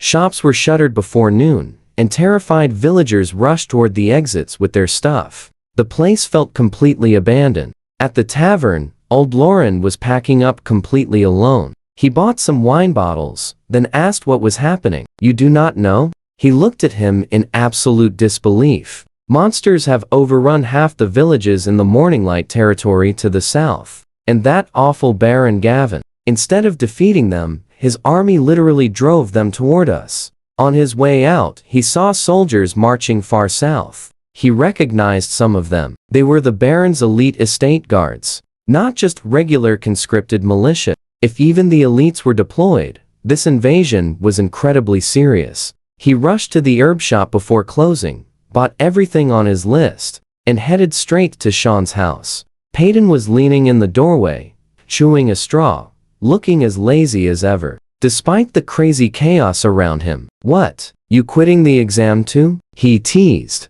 Inside, Gary was packing up to evacuate. Our boy handed Peyton the wine he bought. His eyes lit up, taking a very long drink. You are way more thoughtful than that nephew of mine. All right, what do you want this time? No point beating around the bush. I have totally mastered the basic swordsmanship you taught me. I want to learn something advanced. He pulled out his coin purse, 5 silver coins, exactly his price. But Peyton actually pushed the money back. I said, 5 silver for a month of lessons for you and Sean. That sword you gave me already covered it. He completely drained his wine. But they only have one afternoon. How much he learns is entirely up to him. He led him to the backyard clearing, snapping a tree branch. You and I need to watch this carefully. Basic swordsmanship keeps you alive. But this, the branch cut through the air in a vicious arc. This is the true lion swordsmanship. Standard combat style of the Golden Valley Kingdom's regular army, built for killing on a battlefield. He barely had time to wonder how a simple mercenary knew military sword techniques before Peyton exploded into motion. The branch instantly became a blur. Thrusts, diagonal slashes, reverse cuts. No wasted movement, no fancy flourishes. Every strike directly targeted gaps in armor, throats, armpits, backs of knees. Dust swirled around him, then he stopped dead, the branch tip hovering an inch from his throat. He was not even breathing hard. Got it? Too fast, he admitted, wiping sweat from his forehead. Could you please show me once more? Peyton raised an eyebrow, but reset his stance. The second he moved, our boy activated focus. The world went quiet. Everything slowed. He could see every single muscle in Peyton's body flex. Each breath he took, the exact arc of the branch, tearing the air. Details he could not possibly have caught before now unfolded before him like a clear diagram, being taken apart piece by piece. He didn't just memorize the physical movements. He understood the intent behind each one. Which strikes were feints, killing blows, or forced openings. When Peyton finished, our boy spoke. You and I just witnessed pure genius. The third form's variation. Stick with me here. That was no simple diagonal slash. You shifted wrist angles midway to bypass a shield block, right? Peyton shattered his branch by accident. His usually sleepy eyes went completely wide open. He actually took a step back. Have you learned this before? No. Suddenly, dizzy exhaustion hit me hard. I grabbed the wooden fence just to stay standing. Peyton stared forever, slowly shook his head, tossed over another branch, and muttered, "Just show me the moves." I perfectly recreated his lion swordsmanship from memory. My raw power and speed were absolute jokes compared to his, and the flow was slightly rough, but every single position was totally precise. He watched quietly, then let out a dry, self-mocking laugh. He leaned back against a nearby tree, waving me off. I cannot teach you anything, kid. Just practice until it flows. Golden text popped up. Skill unlocked. Lion Swordsmanship Level 1. The focus ability was not just for reading books. It perfectly worked for physical skills too, but it cost heavily. Only 2 minutes. Focusing on a complex physical move drained way more mental energy than 5 minutes reading text. My poor head was pounding. I dragged myself into the shade next to Peyton and heavily leaned against the tree trunk. I just needed rest. I closed my eyes, and pure exhaustion swallowed me. I have no idea how long I slept. A loud screech woke me. Now pay attention here. The sky went totally black, except for an orange glow south. Smoke billowed over the fire, and I stumbled right up. The foul scent of danger hit me instantly. Then came the loud screaming mixed with wild animal roars. And underneath it all, a creepy chewing sound. My veins completely froze. Kid, you sure sleep hard. Peyton woke me with harsh words. He stumbled toward me, fully drenched in red mess from head to toe. Dark crimson drops clung to his beard. He wiped his face with one hand, making the mess even worse. Grab your weapon right now. I quickly scrambled up, pulled my iron sword from the tossed pack, and checked my surroundings. The southern sky glowed bright orange, thick smoke rolling high upward. The terrible stench of chaos hit my nose fast, blending with screaming animalistic roars and something else. A really gross, wet, crunching sound. What just happened? What do you think? Peyton angrily spat. Those morning light territory monsters have arrived. They are here right now. A loud crack echoed behind the fence. 3 hunched figures climbed over the wood. They stood around half my height, covered in rough brown fur, sporting creepy dog heads on human-like, beastly bodies. Yellow eyes glowed sharply in the dark. Kobolds. I heard about them 100 times since arriving here, but seeing them in person was completely wild and super intense. My heart pounded wildly. That right one is yours. I will handle those 2 left ones. Peyton charged forward before he even finished his sentence. I calmed my breathing down, lifted my sword into the lion opening stance, and locked eyes with my wild target. The kobold grabbed a rusty axe, curiously tilted its head, and lunged with a loud snarl. I quickly sidestepped and blocked it. The huge impact almost ripped the sword away. That is pure, raw strength. I smartly backed off by a half step. The kobold pushed forward, launching 3 savage chops. I parried them all, but on the 3rd strike, I softened my guard, using the heavy rebound to beautifully leap backward. That is when I noticed. You caught that too, right? It paused for breath after swinging. Super strong, but clumsy and slow. Time to switch up my tactics. Next time the heavy axe approached, I smoothly ducked underneath it instead of blocking, and my sharp blade sliced right across its ribs. It howled, attacking way more wildly, but wild meant sloppy. I circled like a confident bullfighter, aiming every single strike at vital points. When it wildly overcommitted on a heavy swing, I stepped right in and drove my sword straight through. Hot liquid sprayed across my smiling face. Golden text flashed brightly. Combat experience gain. Lion Swordsmanship 3 experience. Perfect theory and practice. Resonance. It worked flawlessly, but I had absolutely no time to celebrate. I looked over, seeing Peyton being painfully pushed back by those 2 remaining kobolds. I dashed right in, catching one with a clean diagonal shoulder slash. It shrieked loud, and its buddy ignored Peyton to swing a spiked club at me. Remembering my recent lesson, sidestepped the massive blow and cleanly cut its knee. As the monster collapsed, I reversed my blade and finished it. Peyton easily recovered, swiftly stabbing the injured monster from behind. Nice work there, he loudly cheered, but his wide eyes definitely betrayed his inner shock. He offered me a very quick tip. Next time, aim for the armpit to temporarily disable them. I checked all 3 bodies, making sure they were fully defeated, then noticed Peyton's left arm.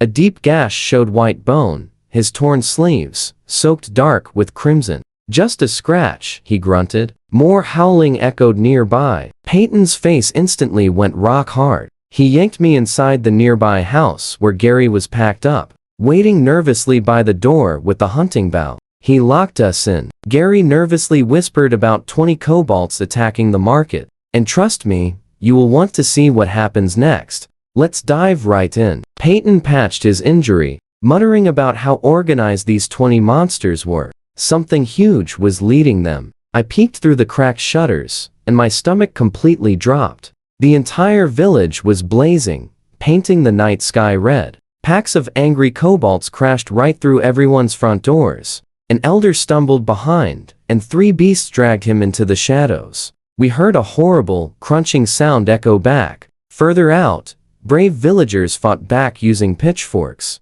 Sadly, a giant kobold swinging a rusted sword took them down in mere seconds.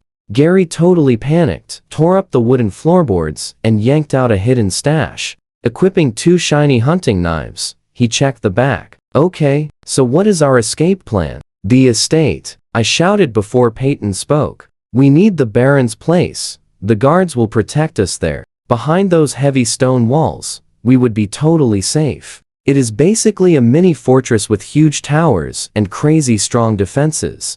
These monsters lack the gear and brains to break inside. Peyton just nodded. Let's do what the kid says. Sneaking out the back, I spotted several defeated kobolds scattered outside the house. That totally explained Peyton's fresh injury. He fought them while I was asleep. We rushed through the smoke, staying hidden. Whenever kobolds blocked us, Peyton and I teamed up to strike them down. Every real battle fed my system, granting me serious theory and practice experience. My lion swordsmanship felt incredibly smooth. The transitions tightened up, making every single thrust and slash way more precise than before. Turning the next 2 corners, I quickly grabbed my allies and pulled them right back. Right at the crossroads, a bunch of fallen figures were completely tangled up. Now pay attention, this is where it gets wild. Standing among the fallen villagers was a massive, towering kobold, way bigger than anything I had ever seen. Its whole body was coated in glowing red scales, reflecting an eerie, chilling light under the night sky. Right ahead, an armored squad of soldiers was desperately fighting this terrifying red-scaled beast. Hiding behind cover, I watched veteran John smash his blade into the monster's shoulder, sending sparks flying everywhere. But the blade did nothing. Those glowing red scales were tougher than iron. Another soldier, Tom, charged in sideways, targeting its throat. The creature simply tilted its head, letting the sword scrape harmlessly right off its neck. With one giant swing, Tom's heavy oak shield shattered into pieces, sending him flying into a burning wall. Badly injured, he collapsed. John quickly ordered his final man, Lane, to flank from behind. John faked a frontal assault and fired a short bow aimed straight at the monster's eye. But the beast just slightly twitched its massive head. The arrow bounced right off its thick eyelids. Seriously, even its eyes had armor. Lane attacked from behind, but the monster spun around effortlessly. One giant axe swing crushed his armor, launching him into the air in a dramatic burst of red energy.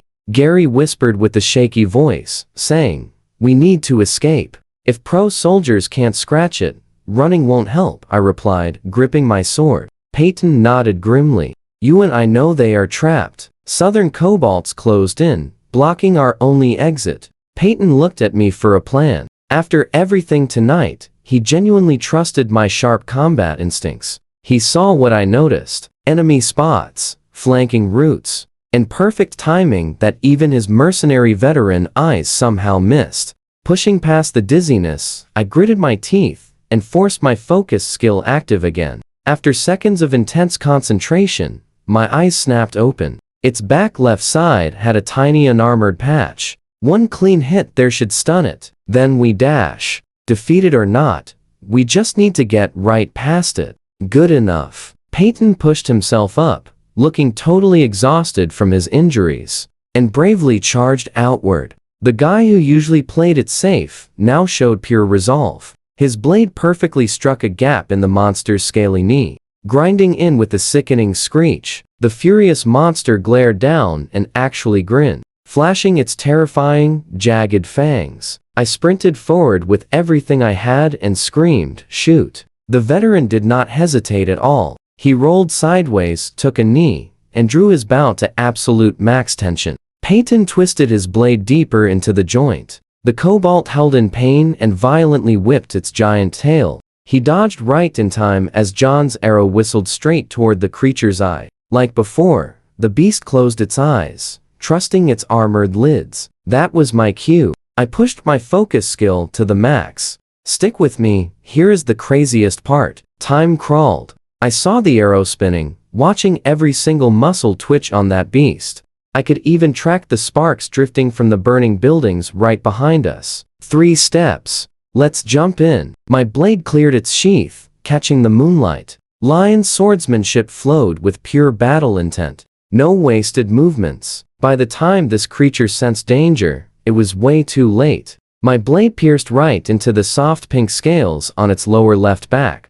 Crimson fluid erupted like a geyser. The huge cobalt shrieked, thrashing its axe wildly. I knew the strike wasn't finishing it. I pulled back instantly to get clear. I almost yelled for everyone to run, but then something completely stopped me cold. The red spray from its wound suddenly burst into intense flames before hitting the ground. Fire swept inward, totally engulfing the monster. Within seconds, that towering red-scaled cobalt was shrieking inside a huge column of blazing fire. Then nothing, just ash. As the fiery blaze faded away, I squinted at the remains. Something tiny flickered in the embers. A small crystal glowing with a strange red light, pulsing exactly like a living heartbeat, right in the ashes. The moment that scaled beast fell, something shifted. Every single cobalt suddenly scattered, howling in their weird language and retreating into the dark forest. The wild screaming and intense fighting stopped.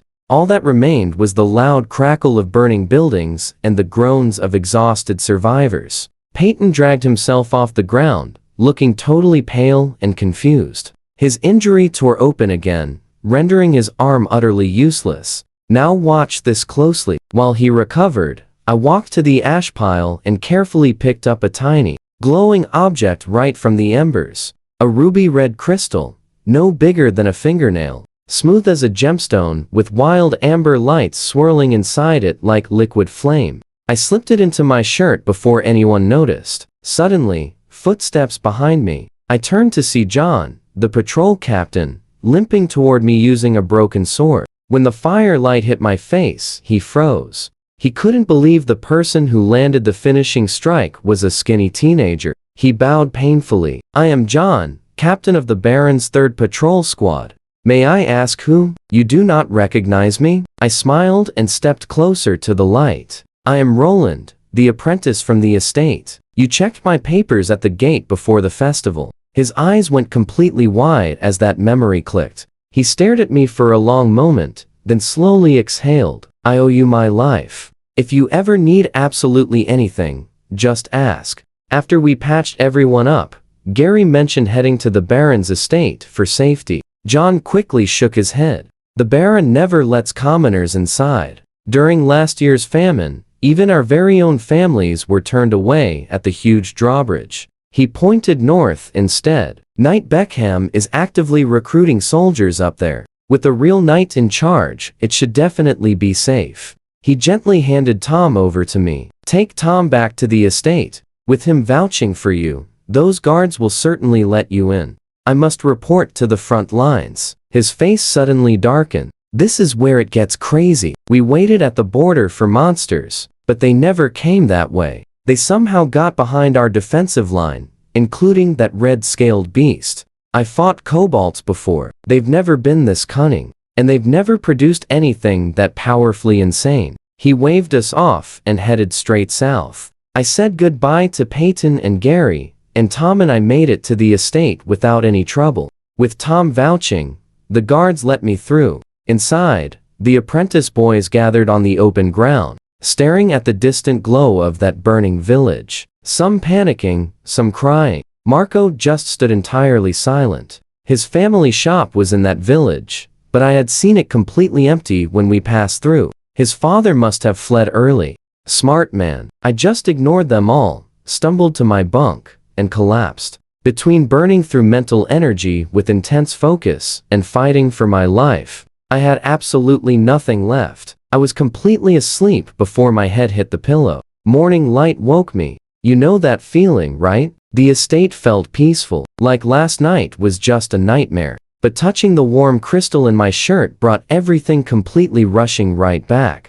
I studied the crimson stone carefully, but simply could not figure it out. I set it aside and splashed cold water on my face, thinking through what I learned. Against regular cobalts, I could easily hold my own. But that red scaled variant was on another level. Even with Peyton and John helping, only managed to severely wound it. Alone wouldn't survive a single exchange. I needed to get stronger, fast. I quickly opened my pack. The herbs I bought survived the chaos, mostly intact. Following the ancient parchment's recipe, I ground each ingredient into fine powder using a mortar and pestle. The grayish-black mixture looked incredibly unimpressive. Is this really supposed to strengthen my body? Doubts aside, I kept going, adding the silver dust, the final ingredient. Something absolutely extraordinary just happened. The powder seemed to magically melt on contact, with tiny silver sparkles appearing first.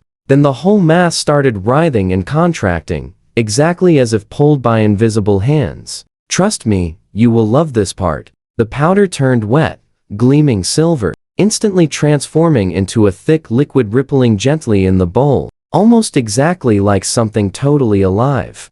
I just swallowed hard, staring at the fluid. Let's dive right in. After checking the instructions, he took off everything and slathered that mysterious silver liquid over his entire body to start the process.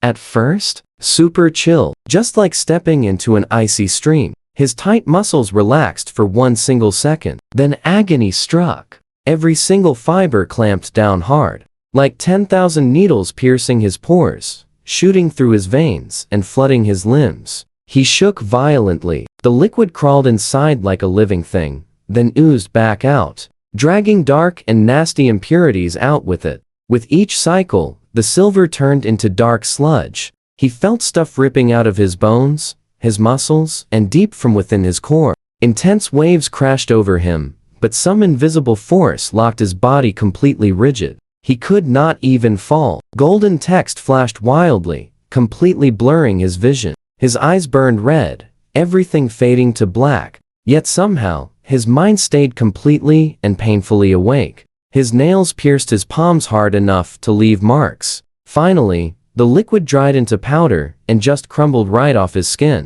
The force vanished, dropping him to his knees. When his head cleared, he checked his panel and gasped. Now watch this insane jump. 34 experience points, and a 0.7 strength boost. Before, even with special bonuses, getting just 0.1 strength took 2 whole weeks of grinding. One Myethil body tempering session equaled 3 whole months of work. He checked himself out. His muscles were totally defined and firm, showing bold lines where absolutely nothing existed before. Smooth, glowing skin. Even those nasty little scratches from the cobalt fight last night were completely gone. And that was without a breathing method. The parchment claimed the results should be way stronger. But night breathing techniques? Total noble family secrets. A regular guy like him had zero chance. Still, absolutely incredible. With a 100 experience cap, he could easily squeeze in 2 more sessions. He was inches away from the 4 strength points needed for his blacksmith upgrade, but his body needed days to recover. So, he changed clothes and hit the smithy. Time for that literacy test. Hawk leaned against the wall, dropping a heavy hand on his shoulder with totally surprised eyes.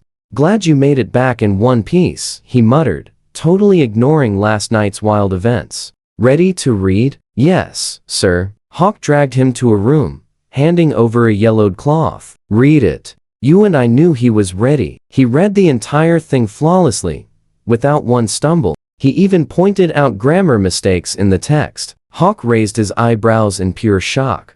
Good work. He clapped those rough hands together. I knew your forging talent was epic enough, but half a month ago you could barely read a contract. And now you correct my grammar.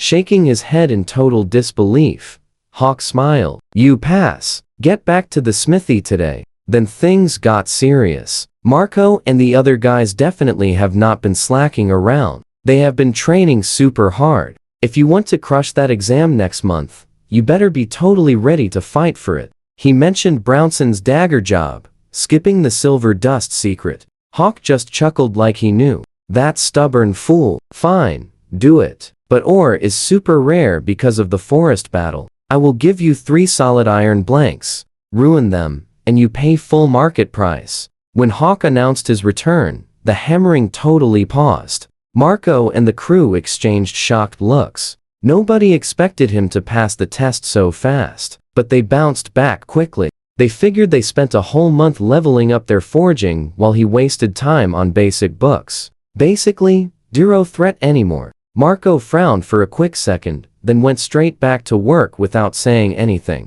Ignoring those smug looks, he claimed his spot at the corner anvil and ran right through the basic steps. Bellows, smelting, forging. Everything was still totally sharp. Then out came that crazy blueprint. This dagger was completely unique. The tip and pommel seemed normal, but the middle section curved right inward, narrowing into a tricky cylindrical shaft.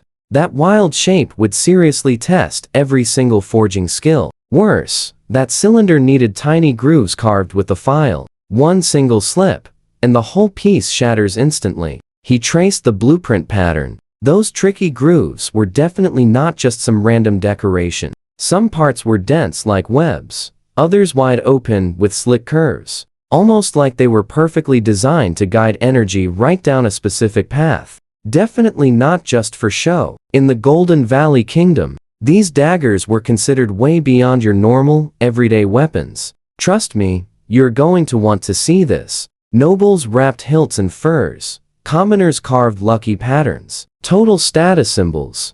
Trust me on this. Brownson's blueprint had these crazy intricate lines I had never witnessed. I had absolutely zero clue what those complex patterns meant, so I just got straight to work. I fired up the forge, pumped the bellows, and hammered away. Sadly, attempt 1 totally failed. Tiny cracks completely shattered the dagger's middle section. Hawk was watching closely. He just casually grabbed the boiling hot metal with bare hands and closely inspected my messy work. He sighed, admitting even he would struggle with this design, especially at my current beginner level. He told me not to waste time without years of practice. Then the lunch bell rang. Everyone took off, but I stayed behind alone. I reviewed every single mistake from that first run, grabbed a fresh metal ingot, and restarted. My standardized production bonus actually helped. Attempt 2 went smoother, but by the third firing, those annoying cracks showed up again. Another huge failure.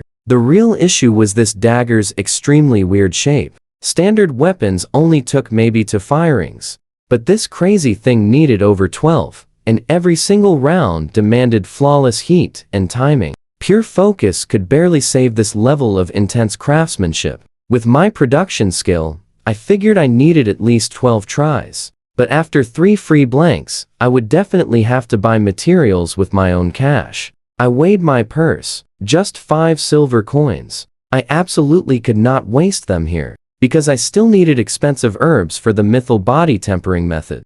I would figure this out later. Brownson gave me 2 months. Watch closely now. If nothing worked, I would just brute force it. Over the next 5 days, I split my time between forging practice weapons for the blacksmith class. Requirement: intensely studying the blueprint and practicing my epic lion swordsmanship every night. Those other boys saw me glued to a piece of paper instead of hammering away, and just smirked. They totally thought I was wasting time. Meanwhile, my sword skills were improving fast, since battle readiness doubled my experience. But I noticed a pattern. The 40+ experience points I earned defeating kobolds in actual combat completely crushed my slow practice gains. Real combat was obviously the faster upgrade path thanks to my theory. Bonus. Plus, there was another change. Since using that mythal body tempering method, my entire body felt insanely coordinated. Sword forms that used to take major effort flowed naturally. Tempering did not just boost my raw strength, it leveled up my muscle control and flexibility beyond normal stat numbers. Finally, on night 5, I prepared batch 2 of the tempering medicine. I mixed powdered herbs, added the silver dust, and watched the gray mush transform into an eerie living silver liquid. I know what you are thinking. I braced myself, applied it, and the pain hit again, though slightly less violently than before. Golden system text scrolled past as impurities were dragged from my flesh. Once the liquid dried and crumbled off, I checked my panel. Strength 4.5. Agility 2.5. The strength gain was 0.6. The method lost effectiveness with repetition, but my spirit unexpectedly rose by 0.1, which was honestly an amazing surprise. Most importantly, I met every single requirement. Blacksmith. The advanced class was finally available. Blacksmith requirements. Strength 4. Agility 2. 3. Max level forging skills. 10 acceptable weapons forged. Accept class. Confirm. Class accepted. Current class. Blacksmith. Attribute bonus. Strength 2. Agility 1. A massive warm current gathered in my chest, spreading outward through my veins like that first sip of hot soup on a freezing day. This was not like previous class changes. Those 2 strength points felt absolutely enormous. The new power did not feel forced onto me. It genuinely felt like reclaiming something that always belonged to me. I clenched my fist, making my knuckles crack. My arm muscles, which usually only showed when I flexed hard, were now visibly ripped, just hanging naturally at my side. I reached over and tightly gripped the iron candle holder on my bed post, hearing a faint metallic groan. The solid metal easily bent under one hand. Before, that would require both hands and all my strength. If I faced that red-scaled cobalt now, I could actually trade blows on strength alone. Defeating it solo was still impossible though, since its scales were just way too tough. New system text appeared. 3 max level forging skills detected. Merging. Merge complete. Skill acquired. Basic forging arts. Level 1. A sudden flood of clarity washed through my mind. All those separate pieces of forging knowledge, smelting, bellows, hammering, crashed together like rivers meeting the sea, fusing into one unified system. Every technique and every material property found its perfect place inside a new framework. When I picked up my iron sword, the sensation was totally unreal. I could feel every grain of the blade, every tiny flaw left behind during its initial forging. And that is where we leave it. The weapon became my extension. Trait acquired. Heart of the Forge. Heart of the Forge levels up fire affinity and heavily boosts flame resistance. Let's dive in. Before sunrise, our guy sneaks into the quiet smithy. He fires up the forge, pumping the bellows. But as it gets super hot, something wild happens. That suffocating heat usually filling the room, it actually felt breezy, pleasant, even. He held his hand right over the roaring flames. No burning, just a perfectly cozy warmth. Underneath that, he sensed something mysterious. The fire had a rhythm, a mood. Almost like staring at a living creature behind frosty glass. He could not literally talk to it, but he definitely felt its presence. Oh, fire affinity unlocked. He grabbed a metal ingot. Instantly, he just knew its exact weight and quality. That basic forging art skill was already doing its magical work. He tossed it into the fire. No more guessing the heat by checking the metal's color. Now, he literally sensed the changing temperatures inside that ingot right through the dancing flames themselves. Out it came before the color even shifted. Bam! It hit the anvil in the ultimate forging state. Time to start hammering hard. The rhythm felt totally natural. Precise strikes. Heating, pounding, heating again. He kept the loop going until the metal matched Mr. Brownson's blueprint flawlessly. A quick dip in freezing water. A nice polish. And boom, completely finished. A seriously weird but gorgeous dagger featuring a round center. Hawk claimed this exact shape would take years to master. Watch this carefully. Our guy nailed it on attempt number 1. First completed masterpiece forged. Basic forging arts gave 1 single experience point per item. The level cap was a solid 100. This meant a massive grind ahead. Plus, this new blacksmith class completely failed to sync with his 3 basic classes. Maybe advanced tiers just ignored basic ones. Suddenly, heavy footsteps echoed. Hawk walked in, starting to say hello, then totally froze seeing the finished dagger in hand. You seriously crafted this thing? Hawk swiped it right from his hand, quickly tracing the sharp blade. He just stared at it in pure silence. Looking up, his face was a wild combo of absolute astonishment and a really weird frustrated vibe. If I had not made the rules, he whispered softly, I would make you my personal apprentice instantly. Your skills are really this insane? Hawk grunted loudly, then went super quiet right after. You could see his brain spinning. 40 whole years for Hawk to peak, and our boy hit that same level in under 3 short months. Suddenly, his gaze shifted completely. That brief annoyance vanished, instantly replaced by a proud warmth. He laughed quietly, mumbling about fate and teaching the craft, then proudly clapped his shoulder. Amazing job, boy. Stay focused on the test. For 20 solid days, our hero carved detailed lines into that dagger's round middle. The actual carving was not super hard, but it needed godlike patience and drained crazy amounts of time. He grinded every single waking hour, only pausing for food and rest. Finished right before test day. That night, he wrapped the stunning weapon in thick cloth and marched over to Mr. Brownson's quiet cabin at the estate edge. Knock, knock. The heavy door squeaked open, bright lamplight glowing behind his shape.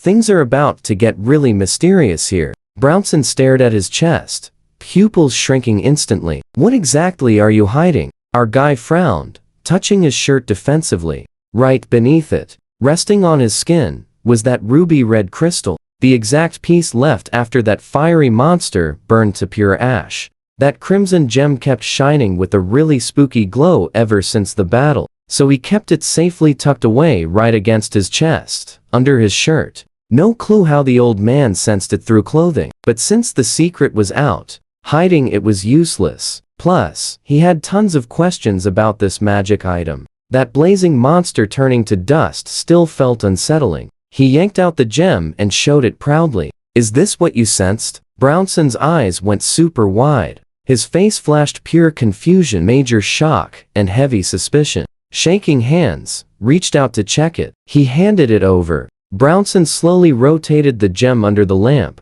closely inspecting every single surface. Then he paused, frowning deeply. Whatever this crazy rock was, he knew. Where did you get this? Our guy quickly recapped the epic fight, the armored beast, those totally unbreakable scales, and how it just dramatically turned into ash after taking a massive final hit.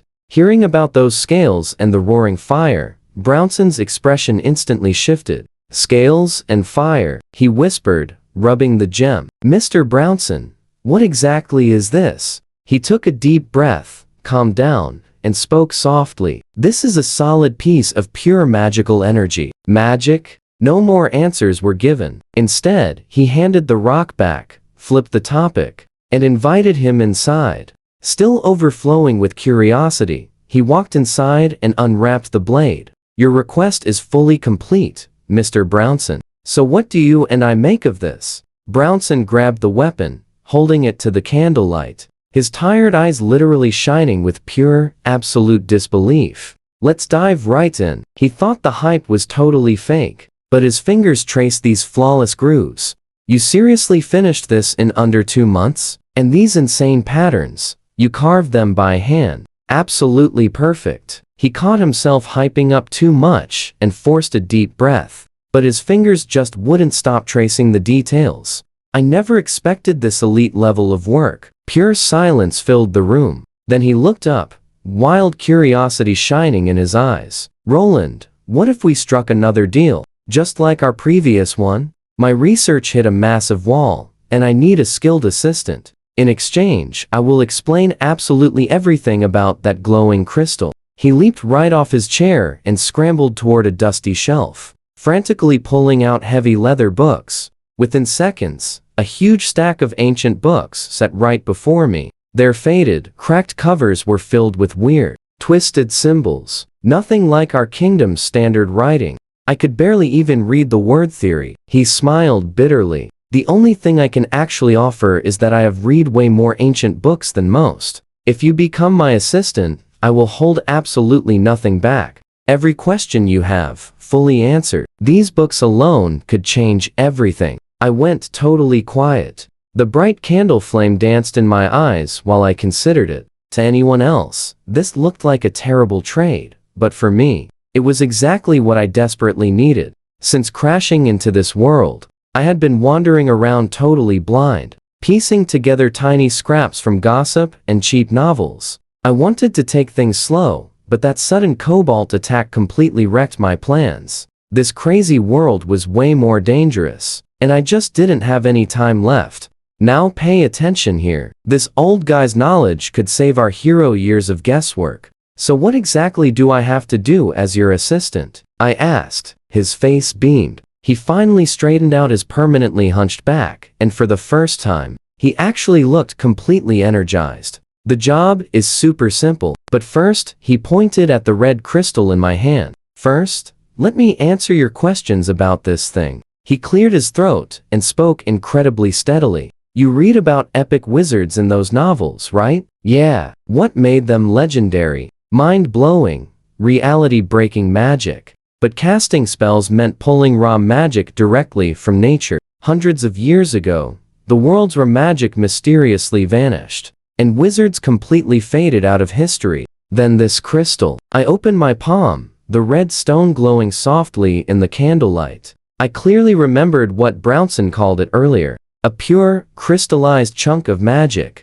That is exactly what is driving me absolutely crazy, Brownson admitted, his eyes totally glued to my crystal. He forced himself to look away, pacing the tiny room, floorboards loudly groaning underneath him. Then he stopped. You and I need to hear this wild theory about how this world operates. The details faded, but the core idea is simple. Everything moves in a cycle. Flowers bloom in spring and wither in autumn, feeding the soil. Rivers flow to the sea, turn into clouds, and fall back as rain. Stars are born, burn, fade away, and their dust sparks fresh light. He paused, rubbing his chin. So, maybe magical elements follow that exact same cycle. You are actually saying magic is returning? I asked, spinning the glowing rock in hand. It is purely a guess, but I really hope I am wrong. His voice suddenly dropped, because from what I read, this entire land was completely different before magic vanished.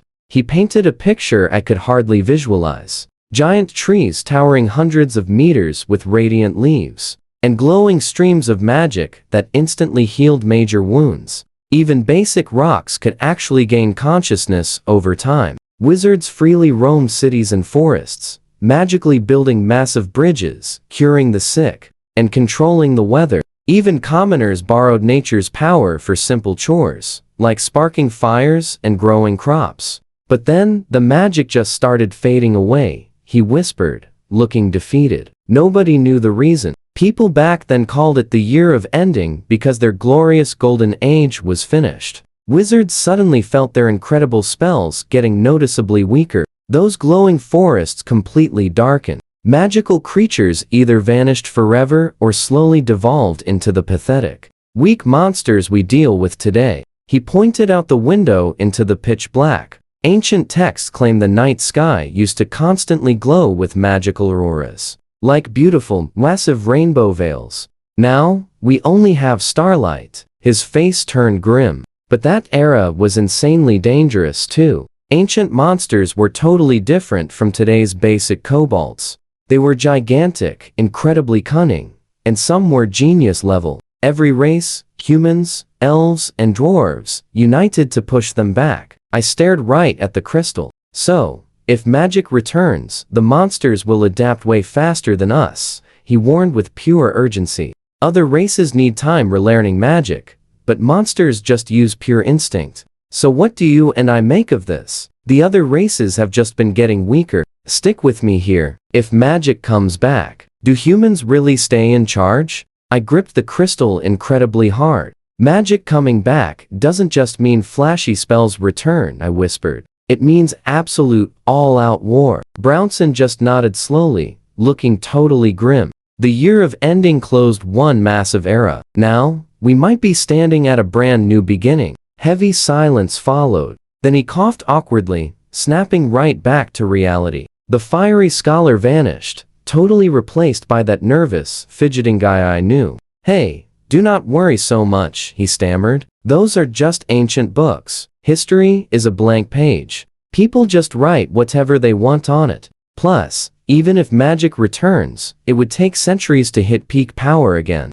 By then, we will both be long gone," I agreed. But his crazy theories lingered. Still, I glanced at my worn clothes and the muddy paths outside. This place felt like the Middle Ages, not some magical wonderland. If I had not fought actual kobolds with my bare hands, I would never believe magic was real at all. I brushed the crazy thoughts aside and gave a little smile. "Mr. Brownson, that stuff you just dropped on me? I seriously doubt even the highest-ranking nobles know anything about this hidden lore. So, who exactly are you?" He totally flinched and stepped back. Finally, he let out a huge sigh and sat down. "Now watch this reveal closely." "Fine. Since you are my assistant, I will explain. I came from the tower, the legendary place where actual wizards live. But they kicked me out because I could never master meditation." He tapped his own temple, smiling bitterly. "And if you want more secrets about the tower, sorry. They planted a nasty seal inside my head.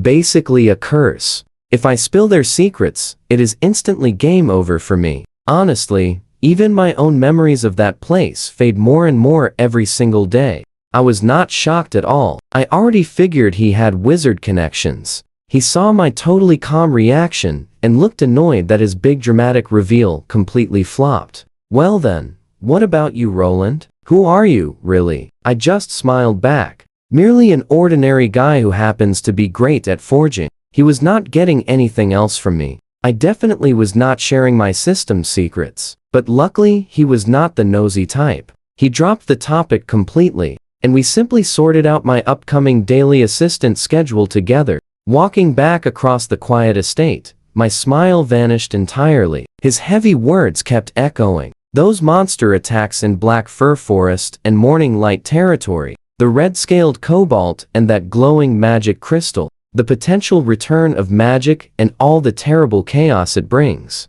I desperately need to get stronger. I hurried back to my bunkhouse, washed up, and hit the bed. No restless turning. No lying awake panicking over the future. I was completely knocked out within minutes. Tomorrow was the massive blacksmith apprentice exam. Come morning, Hawk was already yelling, his booming voice shaking the smithy. "Today you prove your worth. Baron Fosslin himself is coming to watch. So you all better give this test absolutely everything you have got." The other boys completely tensed up, mixing sheer panic with massive excitement. "You and I know this is huge." Being commoners, having a noble watch them was intense. But honestly, I felt way more curious than actually nervous. I had heard plenty of rumors about this Baron since arriving. Locals claimed he was crazy wasteful, but from what I saw, the commoners in Blackwater territory were definitely not starving. If he was truly that reckless with his gold, living here should be absolute misery. Heavy footsteps hit the floor as a tall guy in fancy velvet walked in. Pale face, slightly flushed cheeks, carrying himself with that classic, super stiff, noble elegance you expect. Two armed guards flanked his sides, and right next to him walked a seriously tough, athletic guy. The Baron looked at us like we were just cheap furniture, only acting slightly warmer towards Master Hawk. After some quick greetings, he finally introduced the young guy his son, Dallo. I instantly knew it. The exact same Dallo whose horse I used to brush back as a stable boy. He stared us down with incredibly sharp, evaluating eyes. "Let us begin," the Baron announced, sinking into a fancy chair, propping his chin up, and yawning lazily. Dallo, however, was watching our every single move like a hawk. "Listen up," Hawk bellowed out loud. "Hit your stations, memorize those blueprints, and forge your weapon within the strict timer. Your absolute final score depends entirely on the quality of your finish." I rushed straight to my bench and checked the blueprint. A two-handed sword. My eyebrow instantly twitched. This was way harder than some basic dagger. Thicker bot, longer edge, a sharp tapered point for slashing and thrusting, plus a ridiculously precise crossguard to make. I flipped on my focus skill for 1 second, burning every single blueprint detail into my brain. While those other guys were squinting at paper, I was already hitting the forge, loading charcoal, pulling bellows, and heating up my ingot. One smooth, fluid motion after another. Zero hesitation. Trust me, you will love this. While they just started, I was hammering away. The others panicked. How is he so fast? Did he just quit? They figured he was rushing to fail. But stick with me. You and I are about to see absolute forging magic. His rivals just laughed and hammered away, filling the entire room with deafening noise. But our main character, he tuned out absolutely everything. Using pure basic forging arts, he literally read the exact condition of the steel through every single swing of his hammer. Thanks to his heart of the forge skill, he kept his eyes totally shut. He just felt the blade heating up perfectly. Every single skill, trait, and bonus linked together in flawless, perfect harmony. Over by the Baron, Dalo stared right at him. He asked Master Hawk, "Who is that kid?" "Roland," Hawk replied. The old master looked stern, but a proud little smirk slipped out. "Interesting," Dalo nodded. "You know I am joining the Knight Academy shortly. Passing the graduation exams and securing a knight breathing method will be incredibly easy for me. But a true knight needs an expert blacksmith." Hawk answered carefully, saying that is Roland's personal choice. "The kid's talent literally matches mine. After this test, he will quickly earn a full professional certification from the official Blacksmith Guild. Once he becomes a certified smith, his future path is totally open." Dalo stared back, his casual curiosity transforming into pure hunger. "Now watch closely here." Our boy was so focused, he totally missed all of this. He had already hit the final polishing phase. Finishing up, he traced one finger down the shiny steel and gave it a flick. A crystal clear, beautiful hum echoed out the undeniable sound of perfect steel. He spun around, raised the glowing two-handed sword high, and shouted, "Master Hawk, I'm completely done." His confident voice pierced the room, and suddenly, every single hammering sound stopped dead. The sleepy Baron shot straight up in his chair, suddenly watching him with intense fascination. "Absolute nonsense," Hawk barked out loudly, though his gruff tone grew surprisingly soft. "Follow procedure. Check it 3 more times. We will judge everything together once everyone finishes." "Yes, sir," he nodded. The grueling exam dragged for hours. Slowly, the other students finished crafting their heavy swords and lined them up across the anvils. Master Hawk paced down the row, heavily inspecting each piece. His expression grew way darker every stop. Because the Baron was watching, he held back his usual screaming, but his harsh voice still echoed. "Smelting heat to high, fail. Your hammering force is totally weak, fail. Doesn't match the design blueprint, instant fail." Then Hawk finally reached Marco. The kid stood incredibly tall, chin up, smiling with pure confidence. Hawk lifted Marco's shiny sword and inspected it closely, taking way longer than he did for anyone else. Marco puffed his chest with massive pride. "Not bad," Hawk finally muttered. "Your force, rhythm, and placement are solid. The heating temperature was slightly off, but you pass." Marco bowed deeply, thanked him, and then shot our boy a really nasty look. He honestly believed Roland spent the whole month carving useless little lines into a weird dagger. Instead of practicing, he thought talent meant nothing without practice. "You know what's coming, right?" Hawk finally stopped at Roland's anvil. The master tapped the blade twice, and his eyes completely bulged out. "Perfect pass." His massive voice echoed across the quiet smithy. "Roland completely wins this test." Hawk slapped his shoulder, flashing an ultra-rare smile. "You are my personal apprentice now, kid. No slacking. Understood?" "Yes, sir." Inside, his heart was absolutely racing. Becoming the Baron's true apprentice meant a solid wage, real social power, and the ultimate chance to rapidly level up his forging skills. Everything he ever wanted. "This is completely unfair." Marco's voice broke with pure rage, his body shaking, fists totally white. "He is just a nobody." My dad as Hawk did not even yell. He simply grabbed both swords and smashed them together. A massive, ringing crash echoed out, As the sparks faded, Roland's blade showed just a couple of tiny, shallow little scratches. Marco's sword had a massive, ugly chunk missing. The bully stumbled backward, all color totally draining away. His absolute best work, the greatest weapon he ever crafted, completely crushed. He stared at his heavy hammer, then peeked at the Baron's heavily armed guards, and finally just dropped his head in bitter, crushing defeat. Master Hawk quickly dismissed the losers, ordering them out before the sunset. The Baron stood, giving an approving nod. "Well done, young man." Then he left alongside his guards. Dallo stuck around a second, flashed a smile, and waved before chasing his dad. Roland had totally overheard his earlier chat with Hawk.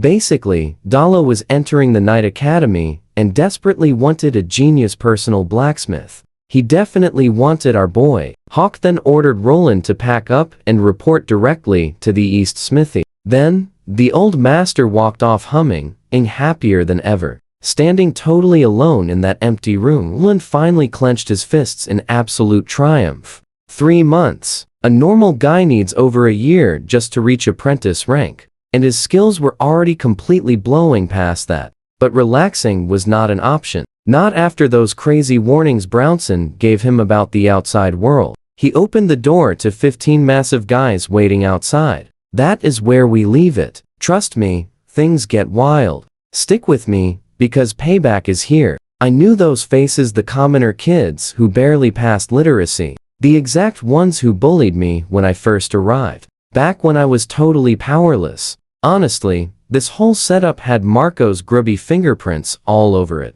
The guy's plan was sneaky. Master Hawk's rule was absolute fight, and you were expelled. Since these goons already failed, they had absolutely zero to lose. If I fought back and got caught, my life was over. But his master plan had one giant flaw. I had already passed the test right in front of the Baron. Hawk would never kick out his brand new apprentice over a silly brawl. Plus, these fools had no clue how much I leveled up. They made my first few weeks in the strange new world pure agony. I remembered everything. Stepping outside, I gave them a big smile. "Looking for me?" The biggest guy just cracked his knuckles and laughed.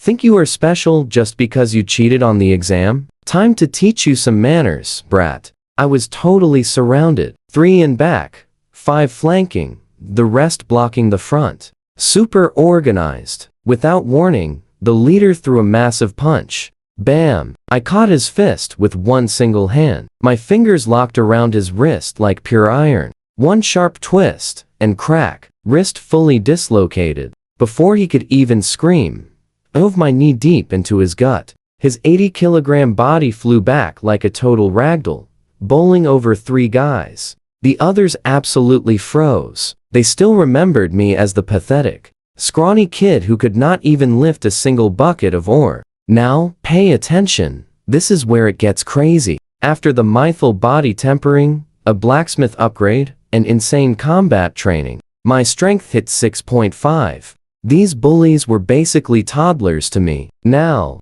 get him." They rushed forward in one giant wave. I smoothly sidestepped the first attack and chopped the closest guy right across the neck. He hit the dirt silently. Ducking under a heavy wooden stick, I smashed my elbow into his ribs. Crunch. Then I easily caught his falling weapon right in midair. One massive, sweeping strike sent 3 more goons flying. Less than 60 seconds later, the entire yard was just covered in groaning enemies. The final guy standing was shaking so hard he actually wet his pants. As I took one step forward, his eyes rolled back and he completely passed out. Hiding in the shadows, I heard Marco whispering angry curses. "You useless idiots. Where on earth are the guards? They always patrol this area now." Right on cue, heavy boots stomped closer. Marco jumped out of his hiding spot, frantically waving down the soldiers. "Sir, they are fighting." He attacked them. The lead soldier just frowned and marched straight in my direction. Marco smiled like a total winner. But then, he saw my confident face, and his evil grin instantly vanished. Because the second I recognized the guard, I grinned. Well, aren't you the tough guy today?" The captain stomped over, casually poking the groaning bullies with his heavy boot. Man, hit them any harder, and they would be meeting the Heavenly Father. Want me to lock you in a cell for a year? I just laughed. Captain John, when did you even get back? His scary tough guy act vanished. John burst into loud laughter and slapped my shoulder. Just got back 2 days ago. So, what is this huge mess all about? I know what you are thinking, time to expose him, right? I pointed at frozen Marco, explaining how he paid these losers to jump me, hoping that strict no fighting rule would get me expelled. Captain John clicked his tongue, glaring at Marco. The little coward did not even fight himself. I guess he has half a brain. Then John leaned in close and whispered, "So, how exactly do you want to handle this punk?" "Captain, I really appreciate it, but his dad is Henry, the most famous blacksmith in all of Blackwater." "Henry? So what?" John just waved his hand. "He is merely a commoner with good hammer skills. His brat started trouble on a noble's private estate. I am handling this totally by the book. What could Henry possibly do?" "But we lack solid proof," I said. "Proof?" John flashed an evil grin. "Throw him in the dark dungeon first. Proof always magically appears later. Wait, will this not cause major problems for you? Are you underestimating me?" He threw a heavy arm around my shoulder. "Listen, if it was not for you, I would be cobalt food right now. This favor is absolutely nothing." And he was so right. Marco tried paying a mercenary to cripple me, then set up this pathetic ambush. I kept a very strict mental tally of his crimes. If it was not for his father's heavy influence, I would have smashed him myself weeks ago. Now, the perfect golden opportunity had just landed right in my lap. "I will leave this trash in your capable hands, Captain." "That is much better." John barked at his 2 soldiers. "Grab that kid." Marco had not heard our secret conversation at all. He was just standing there looking super confused as they grabbed him. When he finally realized he was being arrested, he started fighting back. Years of heavy hammer swinging made him shockingly strong, and the poor guards hesitated to beat up the famous blacksmith's son. They struggled to hold him. John stepped forward, resting his hand on his sword. "Resisting arrest?" Marco's voice cracked in total panic. "Sir, I do not understand. Why are you arresting me? Why?" John pointed straight at the wrecked bullies on the floor. "You literally trained alongside these guys under Master Hawk when they were being brutally attacked. Why did you just stand there doing absolutely nothing?" Marco's jaw hit the floor. He never expected that twisted logic. "But Roland is way too strong. I would have gotten hurt too." "Coward!" John roared. "You and I just witnessed pure karma, right?" He coldly glared at his men. "Let's dive in." The soldiers finally grabbed Marco's arms in iron grips. Time for some serious payback. Reality finally hit him. Glaring at me and John with absolute venom, he panicked. "You cannot do this. My dad is." Bam! John's sword pommel absolutely slammed his stomach. The threat became a pathetic wheeze. "Throw him in the dungeon. Interrogate him, and do not hold back at all." "Yes, Captain." Then the guards forcefully dragged Marco away. John completely scattered those defeated boys with the harsh bark. They totally limped away, terrified to even look back. Once alone, John finally relaxed. "So today was the apprentice selection? And you passed?" "I did?" "Wait, huh? You can fight, and you forge like a master." He grabbed my dropped pack and tossed it over. "Listen, I'm still patrolling. Let us catch up tonight for drinks. You are heading to the East Smithy, right? Hawk definitely will not let me drink." Hearing Hawk's name, John totally lost his swagger. "Whatever, his rules. Fine, you just watch me drink. I will bring great food." I laughed. "Deal. I will skip dinner." Then I headed straight to the East Smithy. Walking inside, I froze completely. This forging hall was literally triple the old workshop size. Gleaming iron workstations lined up perfectly, with brand new tool sets shining at every station. My old spot was totally a shack compared to this. A tall, friendly guy named George introduced himself as Hawk's apprentice, showing me around. The overall vibe here felt entirely different. No toxic rivalry, just colleagues working. The pay was simple. Finish your monthly forging quota for base salary. Extra work brings bonus coins. Most guys just did the bare minimum. Absolute slacker paradise, I whispered happily. That evening, John arrived perfectly on time, carrying packages smelling like delicious roast meat and wine. He practically barged into my new private room, a massive upgrade from the bunkhouse. Setting up, he asked, "What did you want?" "I want archery lessons," I said, biting chicken. I definitely had not forgotten his legendary bowmanship against those kobolds. Without those absolutely impenetrable scales, John's arrows would have easily finished that red monster. Archery? Done. He proudly thumped his chest. Too late tonight, we start tomorrow.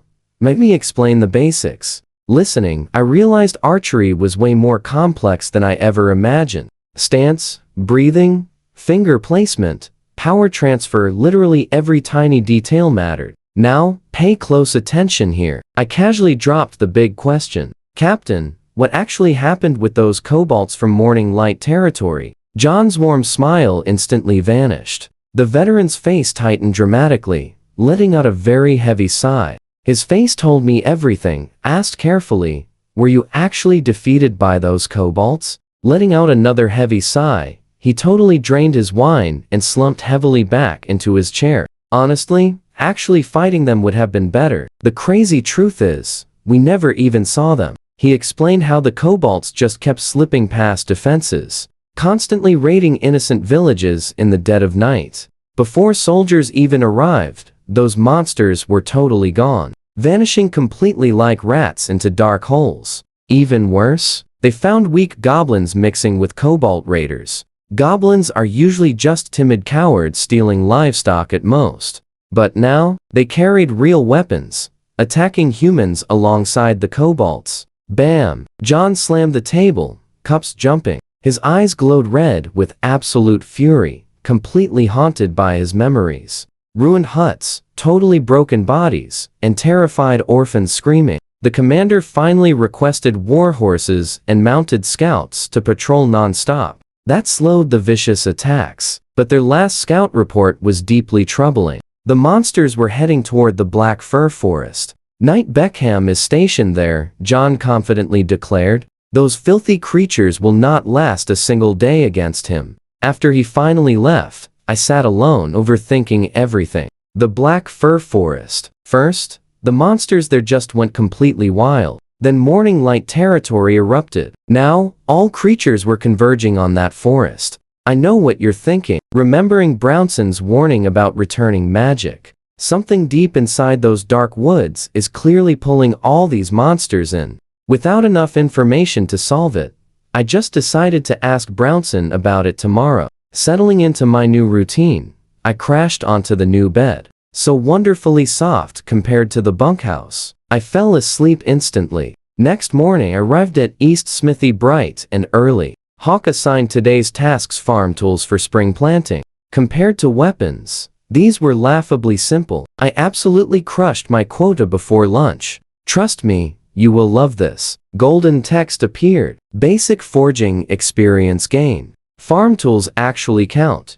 Stick with me here." Our guy was terrified. He would spend months slowly grinding proper weapons, just to qualify. But making simple farm tools was super fast. He could crank out several pieces every single day. Meanwhile, the other lazy apprentices had barely finished 2 or 3 pieces, and were already standing around chatting. George warned him the system strictly tracked all materials now. No more using secret extras. But wait, what if he just helped the other apprentices finish their daily work instead? "Hey, George, my tasks are done. Need some help? Consider it payback for yesterday." George laughed and tried waving him off, but he insisted until George finally gave in. By lunch, he smashed George's quota too, racking up sweet experience points. And the meal? Absolutely incredible. Fish soup, thick cured meat, boiled eggs, and real butter on black bread. He inhaled 3 entire servings. Ever since learning that myth body tempering method, his appetite had exploded. Speaking of which, his body was almost ready for session 3. Time to see if this crazy skill could actually hit level 3. He rushed back, grabbing another guy's unfinished work. He was hammering away when massive hoofbeats suddenly thundered right outside. Now pay attention. Here, a tall figure struts in, face completely hidden by the blazing setting sun. Hey, Roland. The guy tossed back his cloak, flashing bright golden hair. Remember me? I am Dalo. Roland tried bowing, but Dalo caught his arm. The raw strength in that grip was startling. This guy was seriously powerful. Relax. Dalo slung an arm around his shoulder. Are you free to hang out tomorrow morning? George hurried over, politely trying to explain that Roland was totally new and still had plenty of work to learn. Dalo kept smiling, but a freezing chill flashed behind those amber eyes. Really? Because I heard Roland already crushed way more than his fair share today. George started sweating bullets. Roland stepped in to save him, sensing absolutely zero malice from this flashy noble. In the original memories, Dalo was flashy, never cruel. Plus, if things went south, our guy could handle himself. Now, George, it is totally fine. Just let Hawk know I will be out tomorrow morning. George reluctantly nodded and walked away. Awesome. I will pick you up at dawn. Dalo slapped his shoulder hard enough to leave a serious bruise, laughing out loud as he dramatically swept out of the smithy. Roland just rubbed his shoulder, watching him leave. Well, John's voice suddenly echoed from behind. Roland turned, finding the old soldier wearing a super knowing smirk.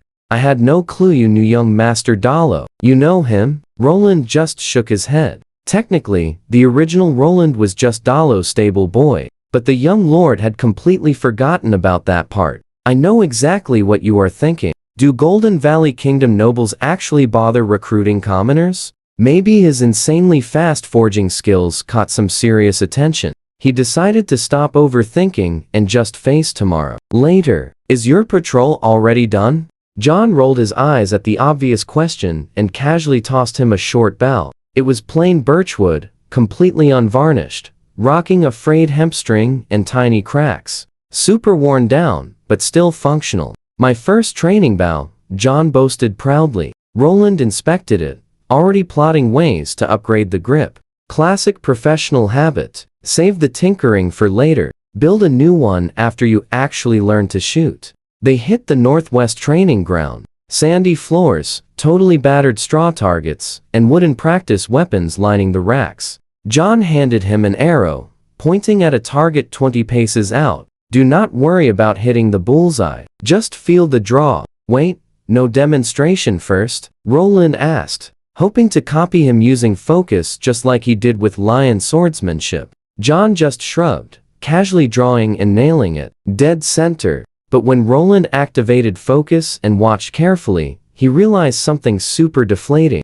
John's form had absolutely zero fixed technique at all. None of last night's fundamentals were even there. His insane skill was pure instinct, built up over years. Archery is not like swordsmanship, John explained. Stance, breathing, fingers. There is absolutely zero rigid standard. You adjust everything to fit yourself. Forget technique. It is all about feeling. Yes, pure feeling. He shut his eyes, released, and boom, another bullseye. Eyes completely closed. Focus definitely was not gonna shortcut this training. No elegant form to copy, zero sequences to memorize. He just had to grind it out the old-fashioned way. Roland knocked his first arrow, remembered John's advice from the night before, and finally, let it fly. Splat. The arrow completely nosedived into the sand several steps short of the target. John absolutely howled, laughing. Good power, but your feeling needs a lot of work. You are way too stiff. You and I should take notes here. Archery is pure instinct. Overthinking just ruins everything. He adjusted Roland's stance from behind. Left foot forward, shoulders completely relaxed. Stop acting like a wooden plank. Alright, let's jump right in. He dropped wild advice. Don't stare at the bullseye. Watch the whole target. Let your body learn. When I stopped stressing about perfect aim, my arm naturally found an amazing position. Boom. Next arrow totally grazed the edge. Huge progress. For hours, I repeated the epic cycle. Draw, aim, release. Total sweat fest. My fingers absolutely burned from that heavy bowstring. After every single miss, I layered John's expert tips into my stance, adjusting slowly until the movement felt beautifully natural. By sunset, I was easily hitting the target 3 or 4 times out of 10 total practice shots. John was genuinely thrilled. At this awesome rate, you will match fresh recruits very soon. How was your first shot? I asked, shaking out my sore hands. He laughed out loud. Way worse than yours. My arrow nearly shaved the instructor. He chased me around the whole training field. We both cracked up laughing as the setting sun stretched our shadows perfectly. Then John simply dusted himself off and left, kindly telling me to keep using the training space. He had already cleared it with those patrol guards. Once he left, I kept firing until night completely fell. Arrow after arrow, muscles slowly absorbed that magical rhythm John constantly mentioned. My entire stance grew smoother. My aim felt tight. Then, exactly as daylight vanished, glowing golden text flashed. Skill unlocked. Basic Archery Level 1 detection finished. You may now start the basic class. Hunter requirements. Strength 1, Agility 2. Requires 1 basic archery skill, 2 survival skills, 0 halves. You currently do not meet these strict advancement conditions. Hunter. That new class totally made sense. But those requirements grabbed my attention. 2 survival skills. And I had 0. What even counts as survival? Making fire, purifying water, or finding edible plants? Too many wild options to process tonight. I grabbed my scattered arrows and headed home. On my way, I visited Brownson's shack. Now, watch closely. Things get highly mysterious right here. When he opened the heavy door, he looked totally awful. Dark, sunken eyes, heavy breathing, and a crazy, feverish intensity. Through the crack, my forge trait instantly sensed something wild. A hidden fire source inside was radiating highly unstable, completely agitated energy. 5 days, he said hurriedly, nervously checking his room. Come when we agreed, and I will answer everything. Then he slammed the door in my face. Whatever secret project he researched was super urgent. I simply filed it away and slept. Morning arrived with pounding hooves. Dalo waited right outside my door with 2 tough guards and 4 strong horses. He wore full hunting gear, flashed a jeweled dagger at his hip, and held 2 absolutely gorgeous, perfectly crafted short bows ready. Can you ride? He asked, slinging an arm around my shoulder. The original Roland was a stable boy, so the body clearly remembered the basics. I hopped onto the gentle brown mare Dalo chose. After making a few clumsy adjustments, that rusty muscle memory kicked in. I rode surprisingly well, easily managing to keep up with them. We're going hunting, Dalo announced, practically vibrating with pure joy. So, that's what this meant. He simply wanted a new hunting buddy. Riding along, I realized this was a free chance to practice horseback riding.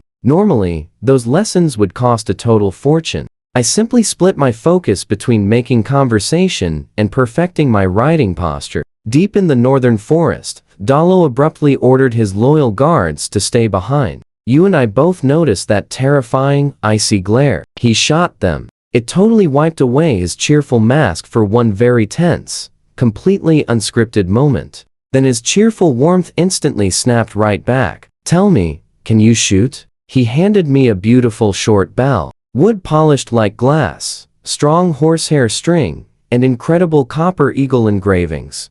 Definitely Hawk's handiwork. Compared to John's battered birch bow, this was a total masterpiece. Dalo led us into the woods, expertly reading tracks and broken twigs. Within minutes, he easily spotted a gray rabbit peacefully feeding in the clearing. Want to try first? I remembered John's advice. Trusting that strange feeling, I drew the string and powerfully released. The arrow punched cleanly through the target. Not a perfect headshot, but an absolute victory. Brilliant! Dalo cheered. Golden text flashed. Combat experience gained. Basic archery improved. Even hunting rabbits counted as real combat. That theory and practice bonus was way more generous than expected. I remembered that defeating normal kobolds granted 3 points, while red scaled variants gave 6. Experience clearly scaled directly with enemy strength. Dalo spent the next few hours boldly showing off his skills,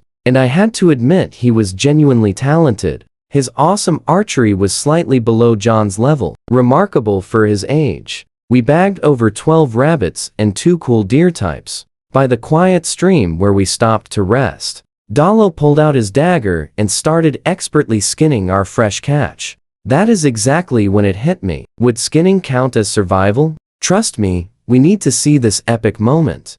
Absolutely. He seemed incredibly pleased by my interest. Stick with me here. He reveals the absolute perfect technique, showing exactly where to slice, how to angle that blade smoothly, and skillfully dodge the internal organs. I locked in, memorizing every single move. But yeah, my very first try, total disaster. I went way too deep and completely ruined it. The smell was absolutely terrible. Attempt number 2 went slightly better, but still super messy, leaving jagged edges everywhere. Try 3, perfection. Skinning level 1 fully unlocked. I eagerly checked my epic hunter requirements.